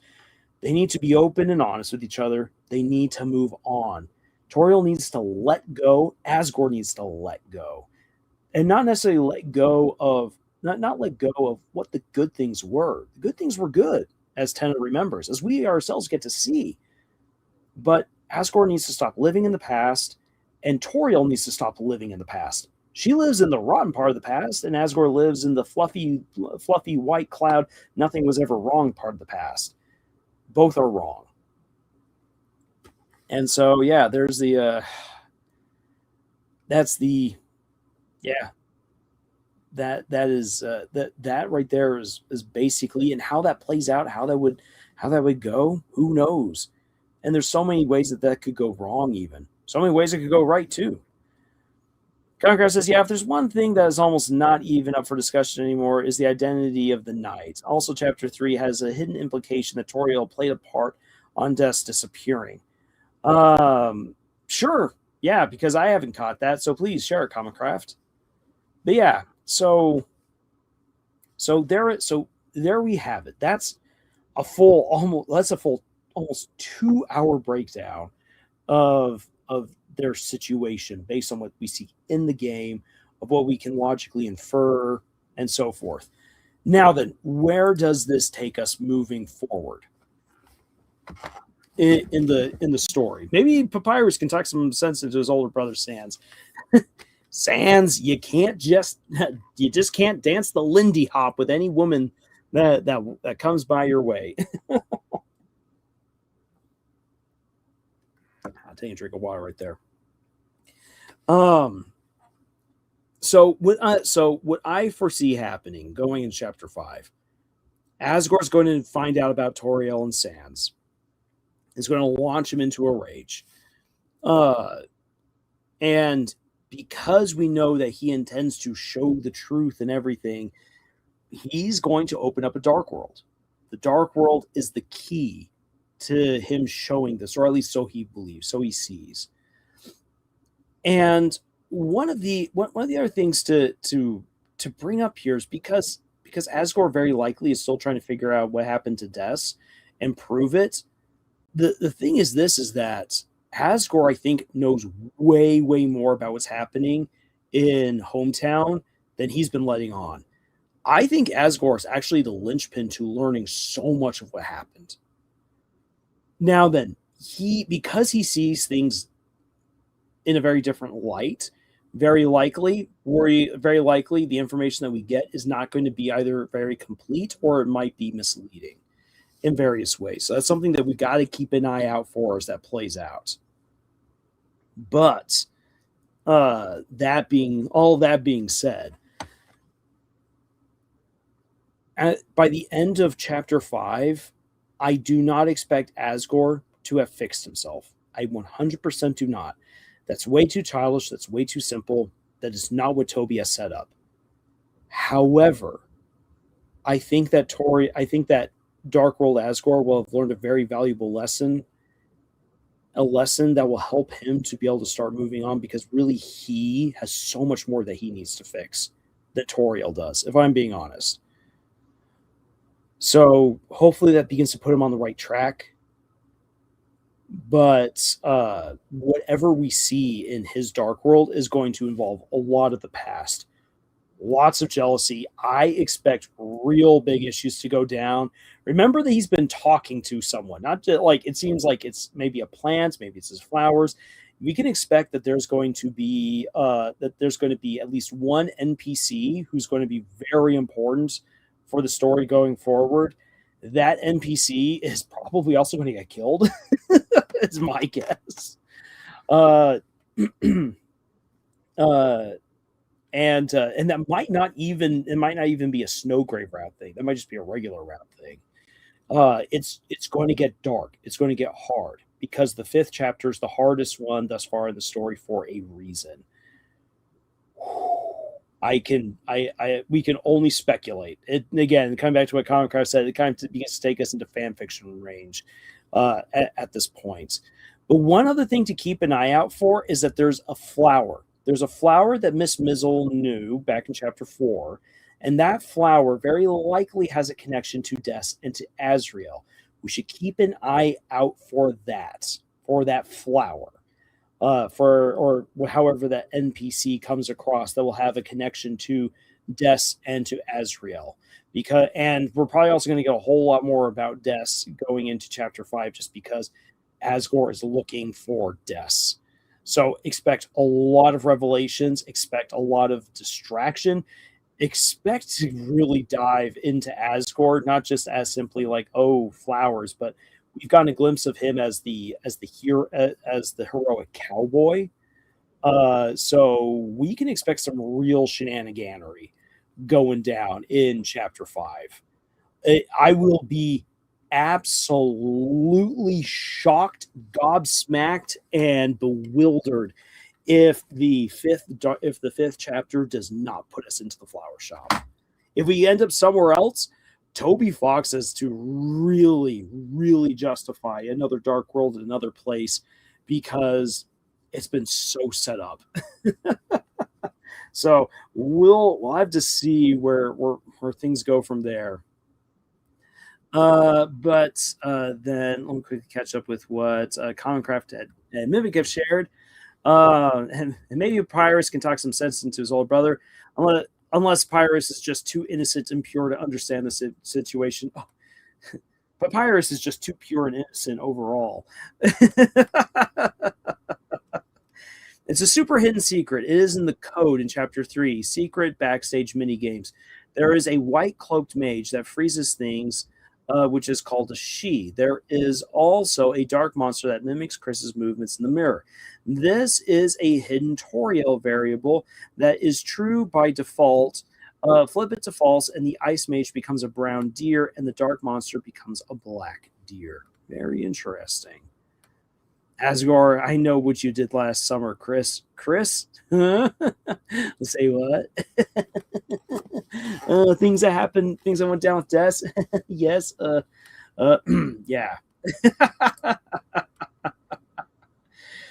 Whew, so there we go. That was again over 2 hours of talking. This, man, it's been a while since we last had like a really, really good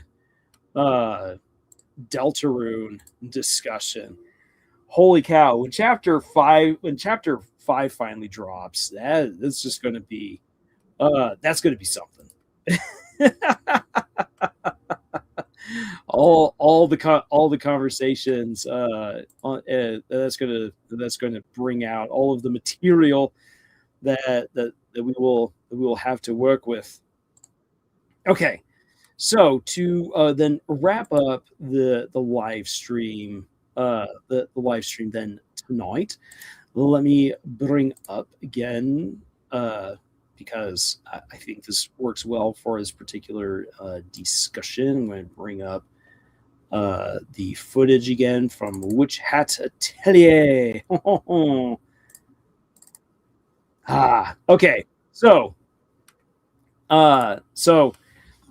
hard magic versus soft magic. This is like if you guys want this particular topic to be a dedicated video in the future, I would be more than happy to do that. But to boil things down really, really quick, because I've seen people for some reason just overly complicate this. Hard magic versus soft magic. Hard magic systems are basically science fiction. What if magic was science fiction? Essentially, we want to be able to explain how and why this magic system operates.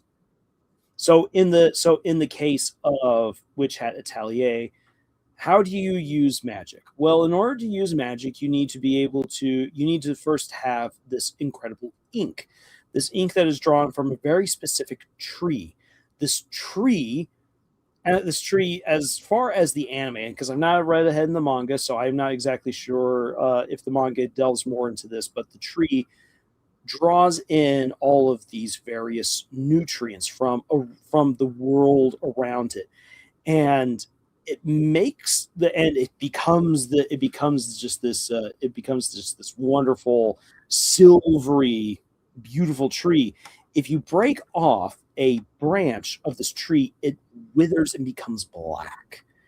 The darkness, if it can be extracted from the branch, will actually turn the branch back to silver, almost kind of in a way like restoring a balance to the tree.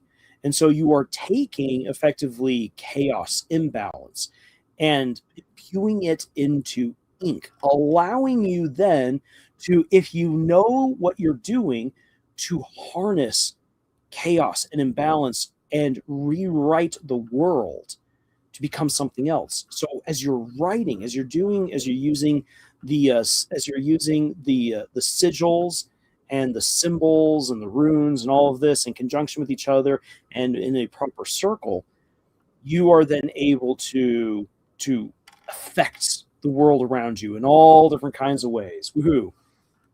And so it feels very much like a soft magic system because there's basically no limits so long as you have what you have. But Witch Atelier, I would argue, is a hard magic system because it is very precise in that you need to know the symbols. The symbols must be put in the right order, in the right place, in order to get the effect that you want. That smacks of a hard magic system because a hard magic system has very clearly defined rules and regulations. Soft magic systems do not specifically state what those rules and conditions are. It might give some rules, it might give some conditions, it might give some information. But for the most part, magic is this unknowable, interesting, incredible thing. Whereas hard magic systems try to make magic as understandable as any field of science. And so that's basically the difference. One is over explained, the other is under explained. What you decide to do with them from that point is up to you, and you can do all different kinds of things. You have those people who say that hard magic systems are too restricted and soft magic systems have just too much potential. Yes, but only if you limit yourself. For instance, in a series like Fablehaven has a very soft magic system. You can do so many things in Fablehaven, but you know what? There are so many things that they constantly repeat that you can't actually do. So it's a soft magic system, but you don't have unlimited power. Witch Atelier has a hard magic system, and literally you can do anything so long as you know what you're doing. My magic system of imagination in The Legend of the Ten Lords and Monarch Mercenaries, you can do just about anything so long as you can imagine it. And the magic system is very, very loosey-goosey. But then you take something like Brandon Sanderson's magic systems, and as you come to understand the magic even more, you actually have so much potential. You can do so much stuff, but that magic at the same time is ruled by very specific rules that dictate who gets the magic, how much magic, and what you can do with that magic. If you can attain more magic by obeying different rules, then the more powerful you become. So you can be someone like Hoyd. Hoyd has so much magic. The guy is basically a walking demigod who can do so many things. And people are like, this makes no sense. And it's because he just happens to know more of the rules. The more rules you know, the more you can do. The less you know, the less you can do. That is how Brandon Sanderson utilizes his magic system, which I really appreciate. Bump it up. Let's see here. Gracious Mr. Lars, this was a great discussion, and you brought some amazing points today. I made at the tail end of it. Oh yeah. So we're not yet done. I'm just going to kind of blaze through my other topics, though. My understanding of the terms Witch Atelier would only be a hard magic system if the rules and limitations of magic are told to us in a way that we can anticipate how it works. If it isn't, then it is soft magic. Yes, to a certain extent. Here's the thing, though. The show goes out of its way to show us how the magic works and also the specifics of that magic. Like that's actually a remarkable thing. It's as opposed to reading Brandon Sanderson's hard magic systems, where a character sits down and begins listing out all this important information.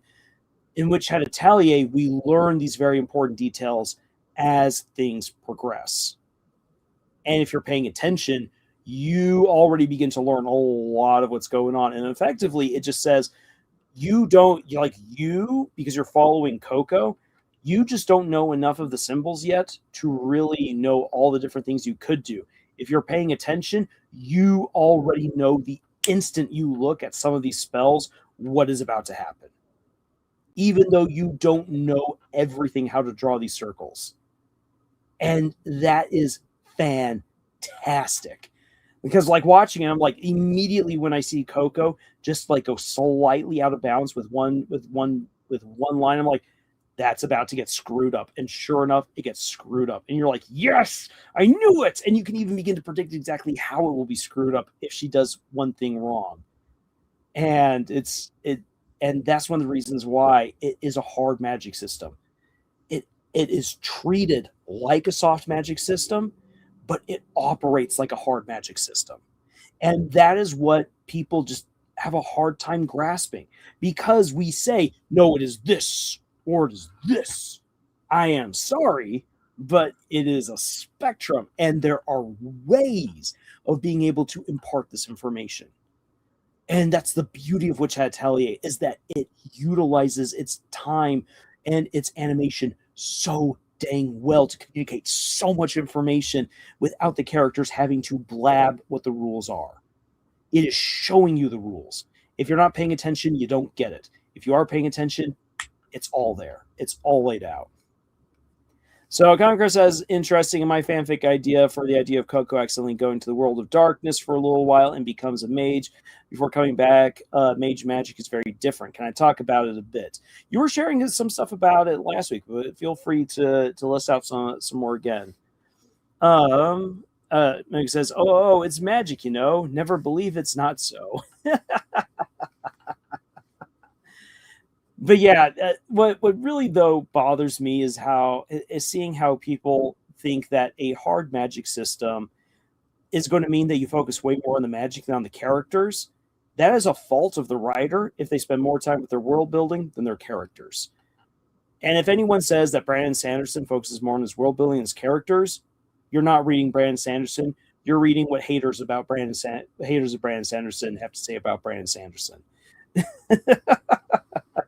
Because Sanderson is all about the characters. Those stories only work because of the characters. If you did not have the characters to make that story interesting, Allomancy, Farakami, the Knights Radiant, the Aeon Door, all of that would be so boring. Only truly dedicated nerds would find it interesting and fascinating. The vast majority of geeks and readers out there would not. That is the absolute truth. It is the characters that carry those stories. So yeah, hard magic systems do not mean a detriment to the characters. If it happens, that is only because the writer did not succeed in writing the good characters. Same goes for soft magic systems. I've come across plenty of stories with soft magic systems that were interesting, where the characters sucked, and so therefore the story got really boring. I have come across stories where the magic system made no sense, but I enjoyed it because the characters were good. Again, the story lives or dies by its characters 100%. A great idea can only stand on its own for so long. And so when it comes to magic systems, you yourself, and this is why I argued in my Witch Hat video, is you've got to think about what it is that you wish to accomplish with this magic. Why is there magic in your story? What purpose is it serving? How does it help the characters? How does it challenge the characters? How does it help characters to progress or regress? And then, of course, what role does it play in the world building and helping the plot to advance and so forth? Those are all things to figure out. Magic is cool and fun, but we come to enjoy it and love it when it's put into practice through the characters. So that is the big takeaway to be had in any discussion of magic systems. And when, again, hard magic versus soft magic, really it boils down to, has the magic system been underexplained or has it been overexplained? And people are like, well, can't I just have it simply be explained? I will tell you a magic system that is explained, and you will hate hearing this. It's Harry Potter. The Harry Potter magic system is explained. It is.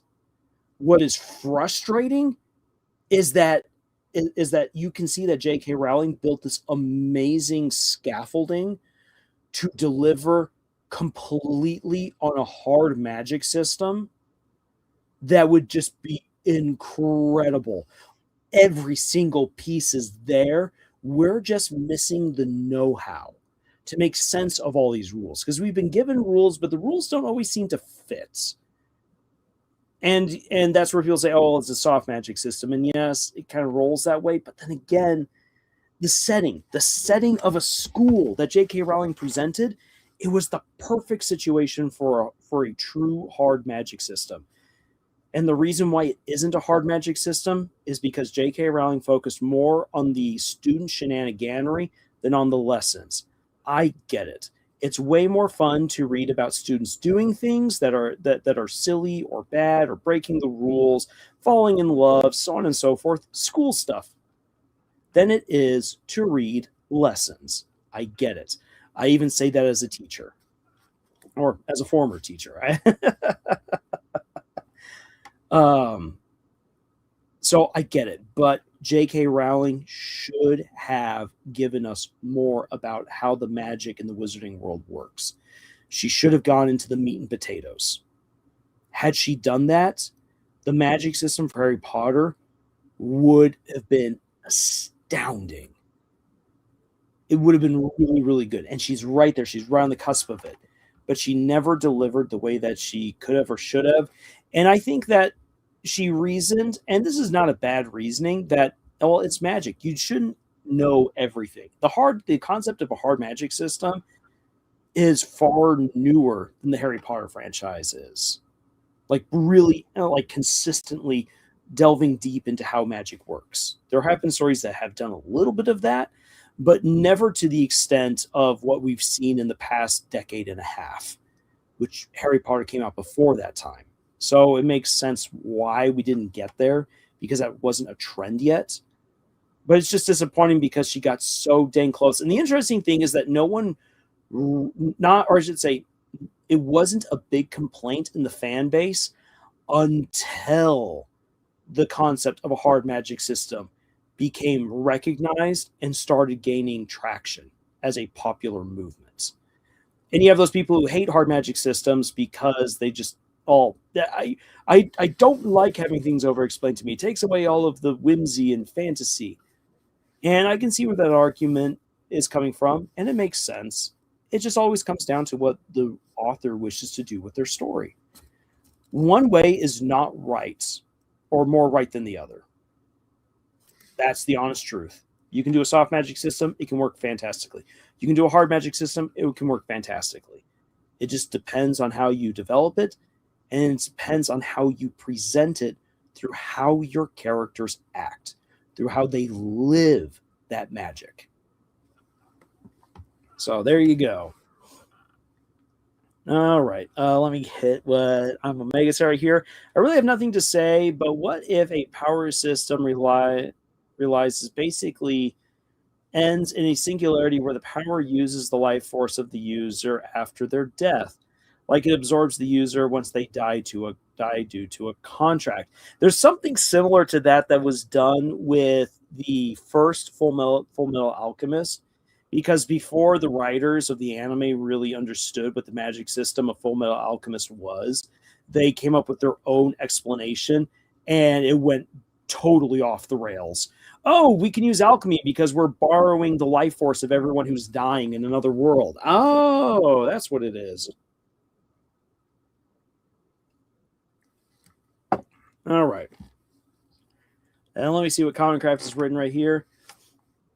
So my fanfic idea for the idea of Coco accidentally goes to the world of darkness for a little while and becomes a mage before coming back.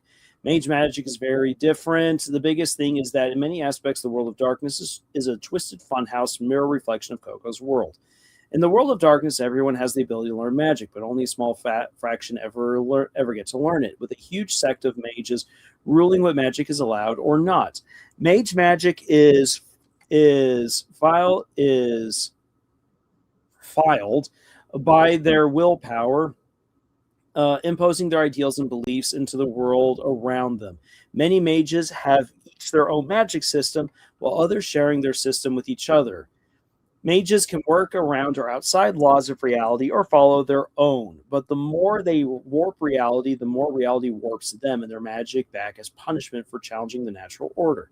What most mages want is to spread their magic system, and with it, their beliefs and their ideals in such a way that it becomes part of reality and renders the system they oppose as unnatural.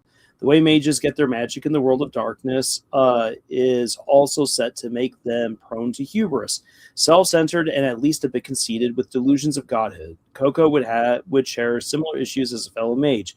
Also, in the world of darkness, Coco would have effectively be considered the equivalent of a brimmed cap and would have first-hand experience of what it's like to be a practitioner of forbidden magic. Yeah, you were explaining all this in the last stream. And Nick says, yeah, like, pardon me if this is really a thing, but imagine if J.K. Rowling went into detail and provided very detailed magic spells both characters and readers can do at home, things like that prison turquoise wizard wand. Yeah, and then her books would be even more hated by all the people, like, she's teaching our children witchcraft. I remember that. I remember when people were like, you shouldn't read Harry Potter. It teaches you to do evil things like witchcraft and wizardry. And having read all the Harry Potter books and a lot of the auxiliary works, no, it doesn't. It doesn't teach you that because J.K. Rowling did not make a hard magic system. She made an explained magic system. The magic system of Harry Potter is far more explained than nearly every other soft magic system out there, but it operates like a soft magic system because we do not have the detailed rules to make sense of literally everything that we can see in the books, and that allows for contradictions to happen. But those things might not actually be contradictions if we had the full rules in front of us. That's the difficulty of placing the Harry Potter magic system on the spectrum. It is basically an explained magic system. It's neither under-explained nor is it over-explained. Alrighty. So there was that. Let's see here. Oh, yeah. Let us talk also about. Let's also then take a moment and bring up Gameoverse. Because, yeah. So, Gameoverse. 21 million views and counting. I brought up earlier that we would really know how well the show would do, its influence, depending on the legs it would have. What is pretty remarkable about this show is that in 2 weeks, it's gotten over 21 million views. Phenomenal for this. And it has done it with actually fairly mixed reviews. I know that for a lot of us, we might just see mostly very positive stuff for the show, but there are actually a load of people who really do not like Gameoverse. And a lot of bigger names on YouTube have pushed back and are all like, yeah, no, it's a mixed bag, or I don't like it. And then that brings out tons of people from the woodworks like, yeah, I don't like it either. Now they don't like it because it's glitch, or they don't like it because there's elements of the story that they just don't like. And so for a show that a lot of people are actually giving mixed reviews to make it this far in just 2 weeks shows that it has a dedicated fan base already. People who are either rewatching this or who are showing it to more people. Like I just found out recently that one of my nieces was shown the show at a party. She went to a party and one of her friends was like, have you seen Gameoverse? And she said, no, I don't know what that is. And so she's like, everyone, we're going to watch Gameoverse. We're going to watch it now. So loads of people have been introduced to this show, probably even more than what the official view count would suggest, which is phenomenal for it. That means that it's reached out to way more people. And there's a very good chance that it's already made the money that it needs to in merchandise sales. Woohoo! Great for them. And so I expect that once we have had the end of the Amazing Digital Circus, and it's been given its chance to have 2 weeks to revel in its end, that's when we will get the announcement that this show has been greenlit. I think that it's already pretty much there. And also, to kind of put into perspective, within 2 weeks, this show is just shy of where Murder Drones' opening was. So the Murder Drones pilot very quickly climbed up to about 25 million views within 2 weeks of its premiere, if I remember that correctly. It went up to 25 million pretty fast, which was a huge signal to Glitch and to the internet that this was a big deal. So really, what you have right here is you have this animated show, this 2D animated show, doing what a 3D animated show did, and that's a very positive thing for 2D animation.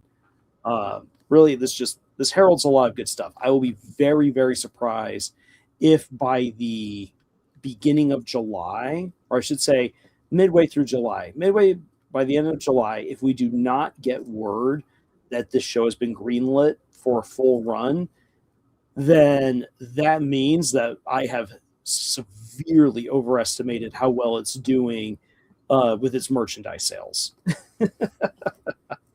So that is that's what I see going on here with it. This is all just really good, positive stuff, and I'm excited. I'm excited to see more.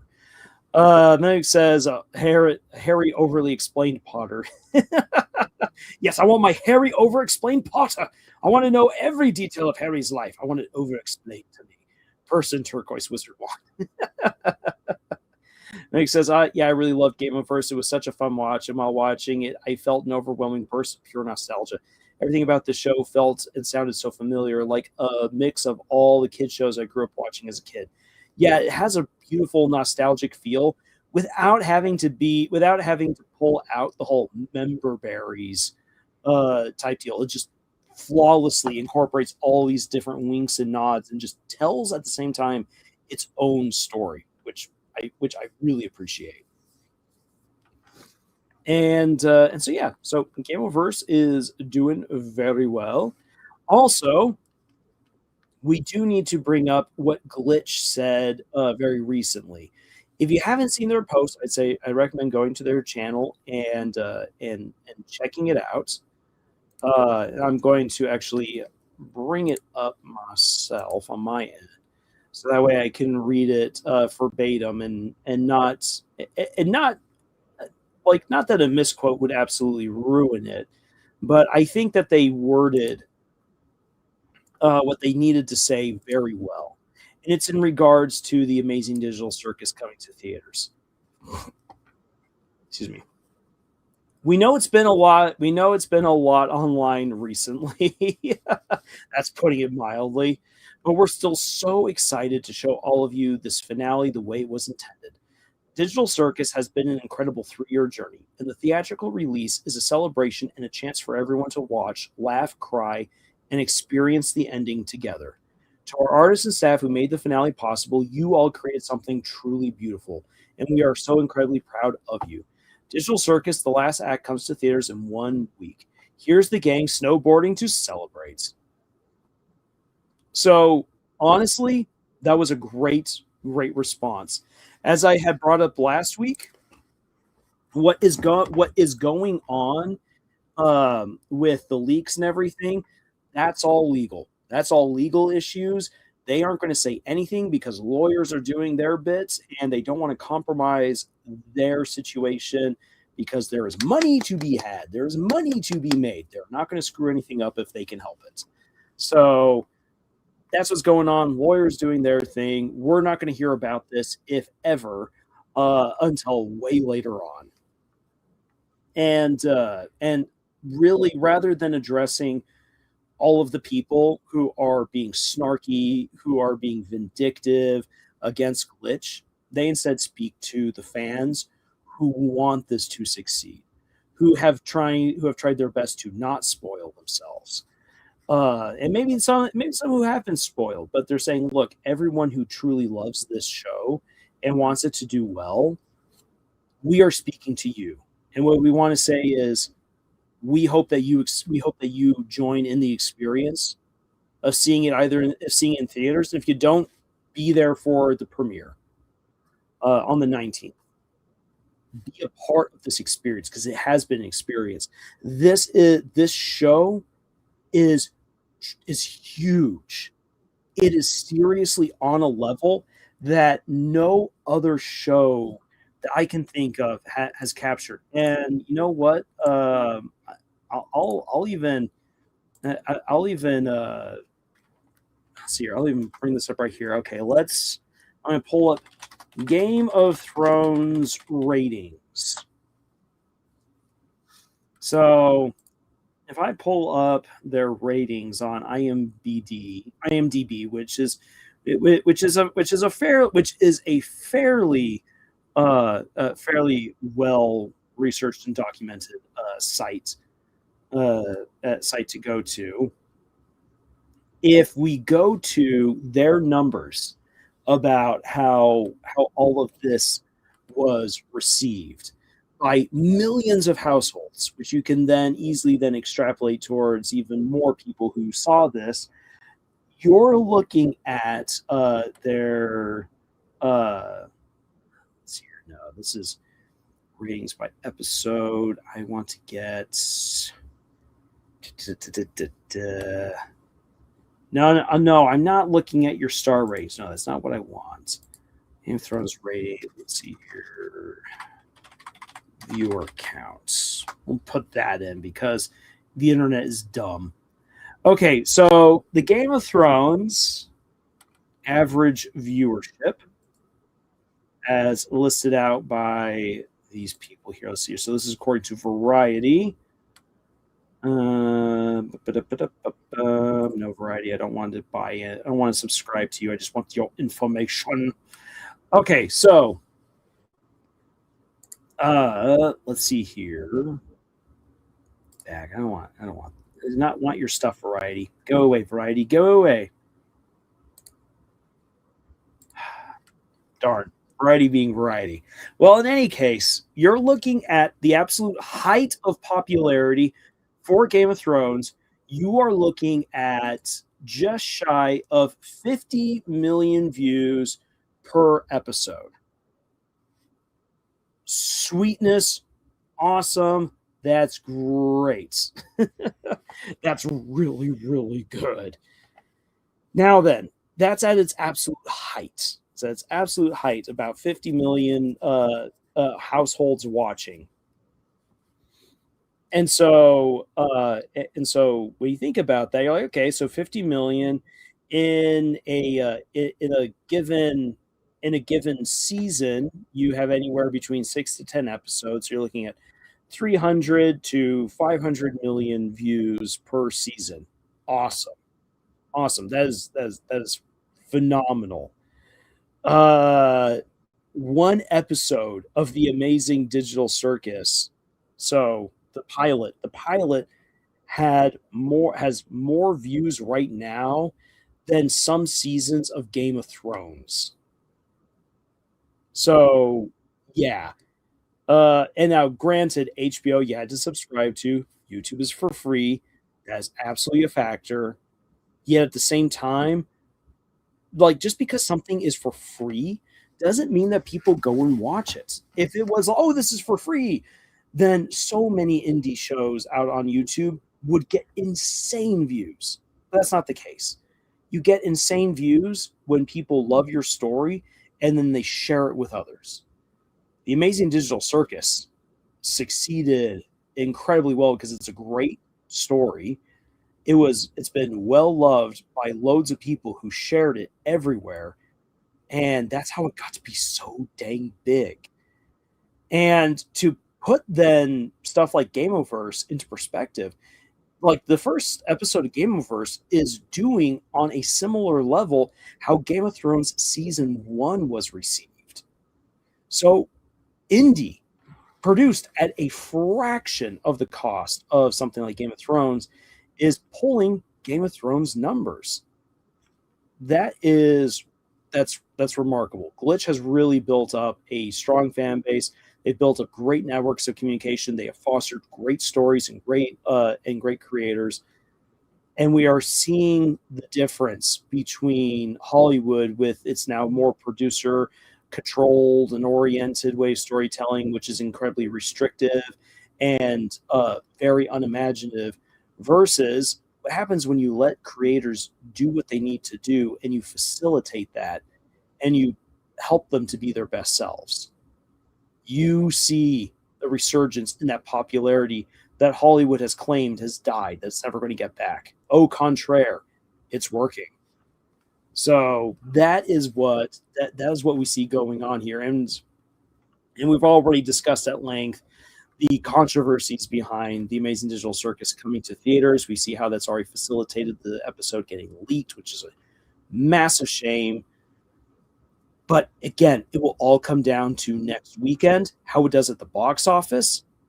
Because if it still, despite the leaks, does well at the box office, that sends a huge message to Hollywood. And Hollywood is beginning to pay attention.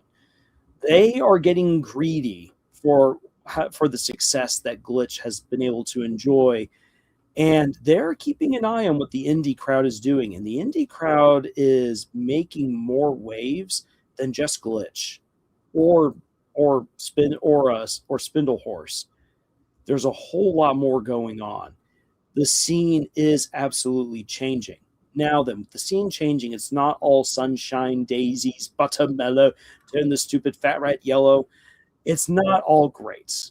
There are definite storm clouds on the horizon, and it's not just AI. Even and in fact, actually, one of Amazon Prime's attempts to kind of bypass indie animators using AI just suffered a severe blow recently with one of its main leads quitting after getting so much negative backlash. So I personally see that as a win. Yeah, I see the clouds of the culture war on the horizon. I don't know if any of you have noticed this, but there's a resurgence in the culture war mentality. There's a lot more channels that are suddenly springing up out of nowhere that are trying to bring the culture wars of the late 2010s back.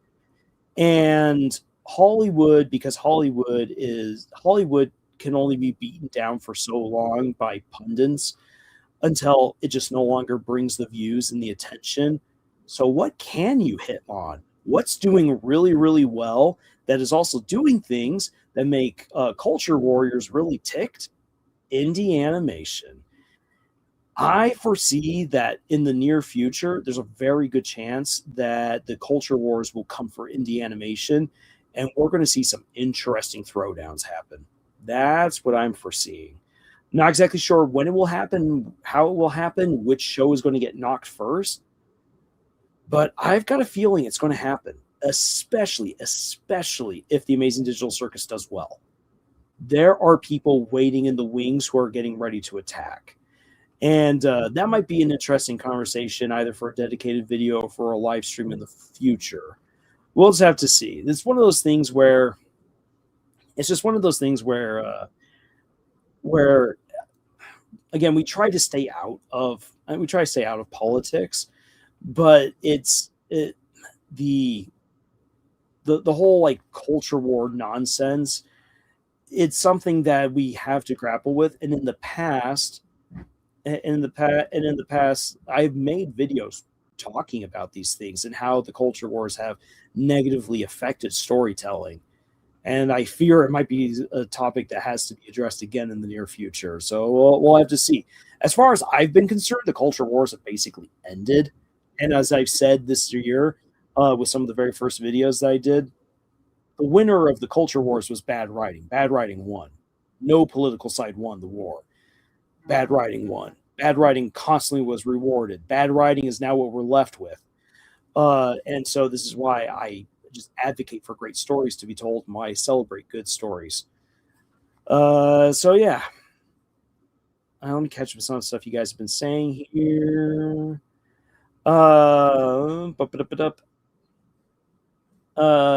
Comcar says the funniest part of Gameoverse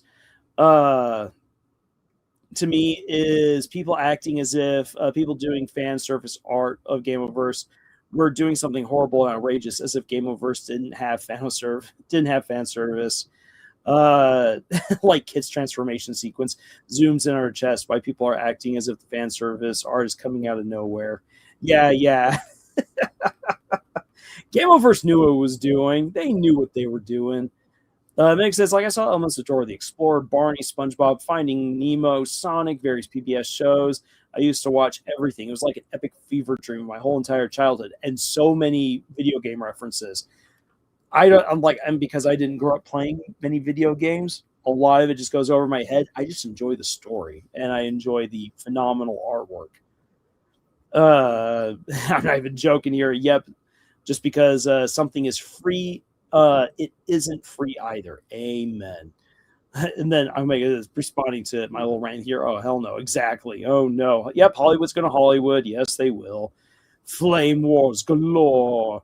I heard about a case of apparently a person wearing Jax's mask kidnapping a child, and people online use it as an argument as to why you should not be a fan of Jax. Like, seriously, I couldn't believe it. Just so disappointing on people. I mean, that's awful that someone would go into kidnapping.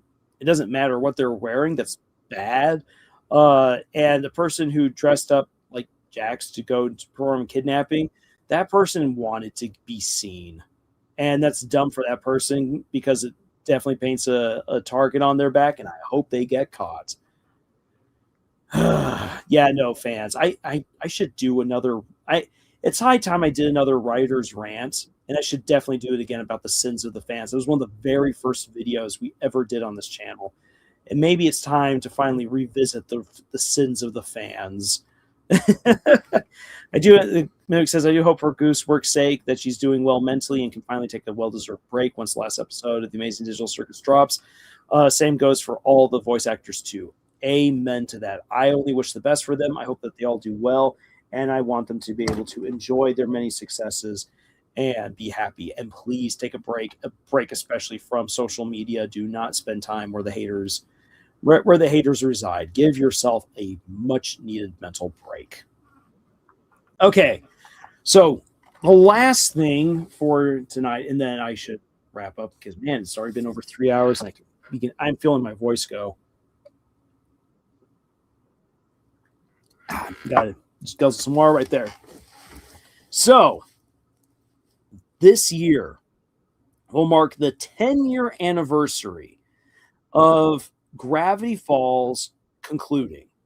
10 years. Holy cow. Gravity Falls was just so amazing when it came out. And if there's one thing, here's the thing, that I only have one real regret in regards to the early years of Camille's Harem, because so much of what we were doing, we were just figuring out. We were just having a blast as best friends, and that's the way it should have been. That's the way it was. It was great. But if I have one regret, it was that we weren't releasing videos looking into Gravity Falls while that iron was hot. And while I know that this particular announcement isn't necessarily going to bring loads of views to the channel and everything, I want to celebrate 10 years after Gravity Falls wrapped up by doing a special summer rewatch of Gravity Falls in time with the in-world events of Gravity Falls. I was looking at what the canonical information was, and amazingly, next week next week we have June 1st on Monday.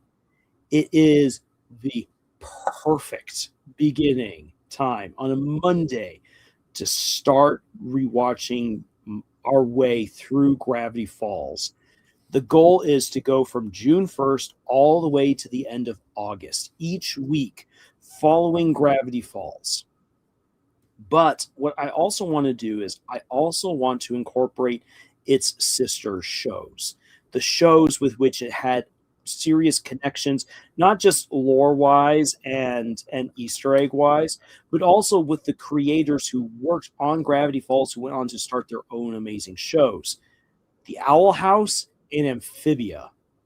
And so the plan is this: I'm going to release next week a watch schedule for Gravity Falls, The Owl House, and Amphibia.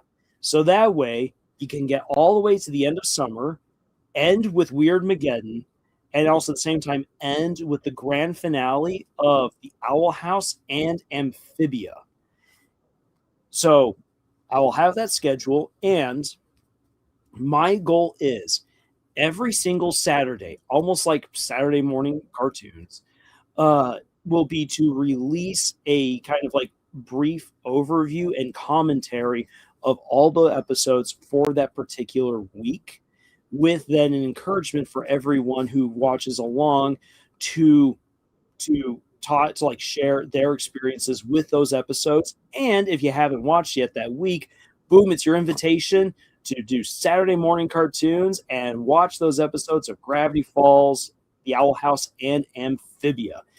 That is the big announcement. I am going to hold myself to this an entire summer of Gravity Falls, The Owl House, and Amphibia, celebrating three amazing shows, but especially Gravity Falls, with just the monumental way that it totally Gravity Falls totally had a huge impact on the 2010s, and it was a show that if Disney had taken it truly seriously, Disney animation today would be in a very different place and very likely in a better place. Gravity Falls represents an amazing opportunity that was missed by Disney. And missed because Disney by that time was no longer taking animation seriously. And because they did not take animation seriously, which led to the downfall of the Owl House the way that it did, and Amphibia being screwed over and all of that, because that happens, what's happening now? Dana Terrace is doing Knights of Guinevere. Because all these 2D animators are being put out of jobs and whatnot, suddenly now their skills are ready to be accessed by small yet powerful indie studios like Glitch or Spindlehorse. You also have other creators like Matt Brawley who are now going the indie route and rallying everyone that was under his umbrella to make a show completely independent of everyone else and of everything else. Disney screwed up. It's ruined a whole lot, and it's ruined a lot of people's lives as well. And yet it's marked an important step in the renaissance of indie animation. And so we are living in that. What was a horrible event in how Disney treated its animation studio has resulted now in something amazing happening that might not have happened otherwise. It's rough, it's hard. There's lots of tears that have been shed and will be shed about so many great missed opportunities, but also a lot of great things are happening. So that's something that I kind of want to celebrate these amazing shows for what they were, what they still are, and just really just revel in that fun once again. Bring back again Saturday morning cartoons, bring back a summer of fun, and celebrate it, while at the same time making a nod to this could have been a golden era for animation. It fell apart. And now indie animation has taken up that standard and is running with it. It's not been a pretty journey. It's not been smooth in any kind of way. But things are changing. And what these shows did was positive. It had an incredible impact on so many people. And we are beginning to reap the benefits of that impact in how we now get to see other shows like Gameoverse come to life. Which I know a lot of Gameoverse has nothing to do with Disney whatsoever, but but it's one of those pieces in the larger tapestry that is unfolding because of what stuff like Gravity Falls set into motion going all the way back to 2012. So there we go. Yeah, man, I would love to do a full on watch along, but again, this will be more of like a review and an invitation for people to follow along. 10 years really quickly rushes to the bathroom to check if there are any wrinkles on my skin. Comcraft asks, any theme in mind for next stream, Lars? Right now, nothing is immediately coming to mind. We'll see. And again, there might not be a stream next week. If there is, it will be on Thursday. Holy County and the fact that there's still the occasional content like the Book of Bill and the fact that the fandom is still semi-active is shocking. Well, that's because the show is just so good and there were just so many people active. It's something that's not going to die out anytime soon. It is reasonable that even 10 years from now, there will still be people celebrating Gravity Falls. I hope that's the case because that will really prove just how much of a masterpiece it is. Let's see here. Mimic plot twist. There are no wrinkles, but there is a grown beard. Even if you're a woman, the beard growth potion and a gnome used on you while you were asleep. TV Count says, I think for the writer's rant, there are two things that could be blamed for current fandom spaces. Entitlement and the pandemic. Also, technically, Matt said he started his own indie animation studio. Yeah, he's getting going and good. All the power to him. Alex says, I wouldn't mind joining an indie studio if I begin to produce work. I mean, yeah, I am not an animator, so it would be rough for me. I would definitely be someone more on the story side of things. I would love to help other people tell their stories, and maybe one day have one of my own told in animated form. That's a dream. Nick says, also, I was able to finally watch Knights of Guinevere around the same time I watched Gameoverse, and wow, it's so great. I'm truly invested in its plot and story. Love its whole aesthetic too.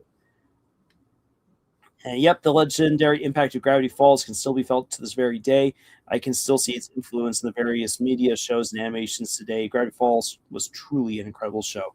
It absolutely was. So I'm really looking forward to revisiting it this summer. So keep an eye out. I will be posting the schedule for the summer, and we'll just have a good time with this. Concraft says, hey, Lars, what do you think about writing stories based on works that are on Creative Commons? What do you mean by Creative Commons? That is something that is not clicking with me at the moment. I'll look this up right here. Creative Commons.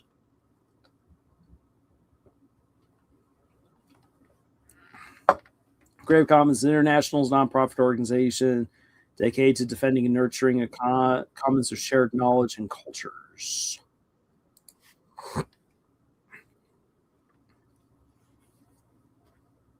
Okay.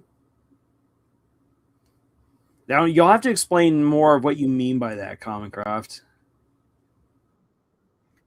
Because, well, at least what I'm finding right here isn't Creative Commons license. Let's see here. So, are you talking about? You'll have to explain because what I just looked up about Creative Commons, it just seems like it's just like, hey guys, we're sharing information, yay. So what do you mean by Creative Commons license? Bring this up right here. Oh, okay. A public copyright. Allows creators to share their work with the public under flexible terms. So here is what I am going to say about that. There was a time where I once thought that it would be neat to try to create a story and a system that would allow for other people to come in and say what it is that they want to say about the story and everything, and everyone can then add as like a greater universe idea takes shape. There is a story, Spirit Animals, which was written. Each story was written by different authors. It was started first by Brandon Sanderson, and there were different authors who continued the rest of the series. Not Brandon Sanderson, Brandon Mole. Got my Brandon switched up. Brandon Mole began Spirit Animals, and then other authors continued on with it afterwards. It was a very interesting exercise. Each book was well written, but it always felt as if an author was taking the story in a slightly different direction than where the previous author had tried to set things up. And so as a result, it felt like a very beautiful mess. Like, it was fun. I liked the books. But in the end, I felt that there was just way too many cooks in the kitchen. What I will say is this, is that Creative Commons is eternal and can't be changed afterwards. I beg to differ. There is no such thing as an eternal copyright. And even if you put it out into the public and say, well, here it is, the public can all use it, that's not the way it works. That's going to get challenged in court. That's going to come down at some point. Because either it's in the public domain, meaning that everyone has access to it and everyone can do their own thing, or it is individually owned. If it is owned by a community, the community will eventually have to give up their rights on it, even if the entire community is the world, because it will shift to public domain. Now, it's like a person can't walk back on Creative Commons. Once it can't leave. But that's the thing. It will all eventually go to public domain. But ultimately, here's the thing. It's an example of too many cooks. It sounds great, but it sounds like a great idea. I see it in practice being a huge mess, and that's just because of what I've seen with other stories that have tried something similar to that, but on a smaller scale. So I think that for some people and for some stories that might feel it works really well, I don't see it catching on. And neither is it something that I would actually myself want to get into. What I'm saying is that public domain is the only way something can leave Creative Commons. Well, yeah, and I get that. What I'm just saying is that like that's something where I can see that people would be really upset down the road, where they're like, why is this thing something in the public domain? I'm working on it right now. Well, congratulations, buddy. It's now in the public domain. It began when the first person so-and-so put it up there. Public domain. Boom. There you go. And again, the way that it seems to be set up is that it's just, again, too many cooks. If you have something, for instance, like how Wizards of the Coast made the D&D rules available to everyone, so that way they could come up with their own stuff. Yeah, so Wizards of the Coast tried to revoke it. It was a huge mess. People rebelled. And also on top of that, you can make and create whatever you want, regardless of what Wizards of the Coast does. Wizards of the Coast can print as many books as they want and say, this is the one way to play D&D. You can pick up a D&D book, and you as the player can say, I'm only going to use 2 pages of this book, and you can't stop me, because they literally cannot. And that's effectively how people act with the public domain. The Commons, Creative Commons, just, I don't know. Again, it feels like a too many cooks in the kitchen type of a situation. Maybe for some people it would work. I would actually need to see what kinds of projects are out there and really kind of dig in deep. I'll be honest, I don't have the time for that. I don't. I'm working on several books, doing YouTube stuff, trying to keep up with some reading, taking care of other responsibilities, working part-time.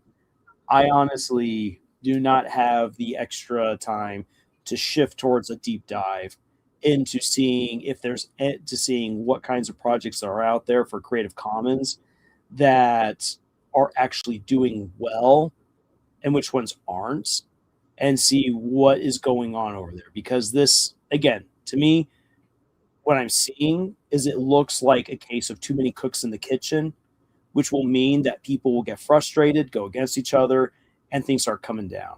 Creative Commons lets you basically make money off of other person's work without having to contact them before. Just have to credit, and you are good to go. That is the idea. And I don't see that taking off. I don't see that taking off because once other people get going, like imagine, like, okay, like let's play, like, honestly, let's play this out. Um, let's play this out right here. Let's say that you came up with a great idea for a story. You shared it out there. Say, hey, everyone, play in the sandbox that I've made. Congratulations, you made this sandbox. Someone else starts playing in your sandbox, creates their own story using your stuff, becomes wildly famous without having put in the work that you did to provide them with that inspiration. And this is different from, I read Chronicles of Narnia, like Brandon Mole. I read Chronicles of Narnia, thought it was great, wrote a fan fiction, realized the fan fiction was good, turned the fan fiction into its own unique story. Fablehaven. You read Fablehaven and Chronicles of Narnia are two very different things. But the moment that you realize that one is fan fiction of the other, you can see where the inspiration is. But Brandon Mole absolutely 100% earned his fame and his success off of creating an original IP, an original story with original characters and everything, doing that. And if suddenly someone else were to come on in and basically rip all the work that he did and do their own thing and become even more successful, yeah, great for them. They're doing really well, but they are surviving off of what's effectively a fan fiction. Now, you say Creative Commons is already super popular and succeeded. It's just not usually advertised when something that gets popular. Now then, that's kind of a failure on their part. How do you know it's super popular if it's not actually being advertised? It's a big question. So again, it'd be something that honestly you'd have to do some real digging and research into. It works well for the people who want to get involved in that. I don't know how well it would actually work in the long run, especially when people start feeling like their toes have been trod on. And yes, they signed up for this, but you can say that about all different kinds of things until the rubber meets the road. So, I don't know. I personally wouldn't do it. I once entertained the idea, and I came to realize I preferred my control over the story. And ultimately, no one else could do what I want to do with my worlds and my ideas. And if anyone wants to do something amazing and creative, awesome. All the power to them. I want them to do their own thing because that is so rewarding. So, Meg says, I'm kind of hungry right now, but I don't want to miss anything in today's stream. So for now, I'll wait and endure the hunger. Well, don't worry, Meg. We're ending just about now. Comicrat says, because most people don't read the Creative Commons label as far as I've checked. It's likely used in academia, like to get stock images. But it's also super popular in the RPG sphere. So basically, they're just sharing images or sharing rules and ideas. Like I said, I'd have to do actual research in that to really find out how well that's working. So that would be something to look into. But like I said, really, I don't have the time, to do that right now. But so let's see here. With all that being said, it'll be time to. I says I can post the Betsy Lee stream pics if anyone's interested. Yes, please do. Or link us to that in the comments. You still haven't given us the link to your stuff from last week. It's a real shame. Reminds me of something Wendy Williams once said. Christina Aguilera, you are a certified mess, but you're my kind of beautiful mess. How wonderful. Well, everyone, it has been fun tonight. Thank you for letting me get heavy and serious with Deltarune for 2 hours plus, and hope you guys are looking forward to following along with Gravity Falls, the Owl House, and Amphibia this summer. And I'm hoping that I can keep up with it as well, because that adds a whole lot more onto my plate. But I am willing. I am willing to do this. I missed my opportunity more than 10 years ago. I will not. I will not miss this opportunity now. Also, Meg says also the paper guy and the blonde-haired lady with the ponytail in Gameoverse sort of gave me Team Rocket vibes too. They were both really hilarious. Yes, really, that's really good. Yep, basically Team Rocket. Well, again, everyone, thank you so much for joining me tonight, and hopefully I'll be seeing you guys next week. Again, if there is a live stream next week, it will be on Thursday. So with all that being said, again, thank you guys so much, and until the next video, y'all, juice.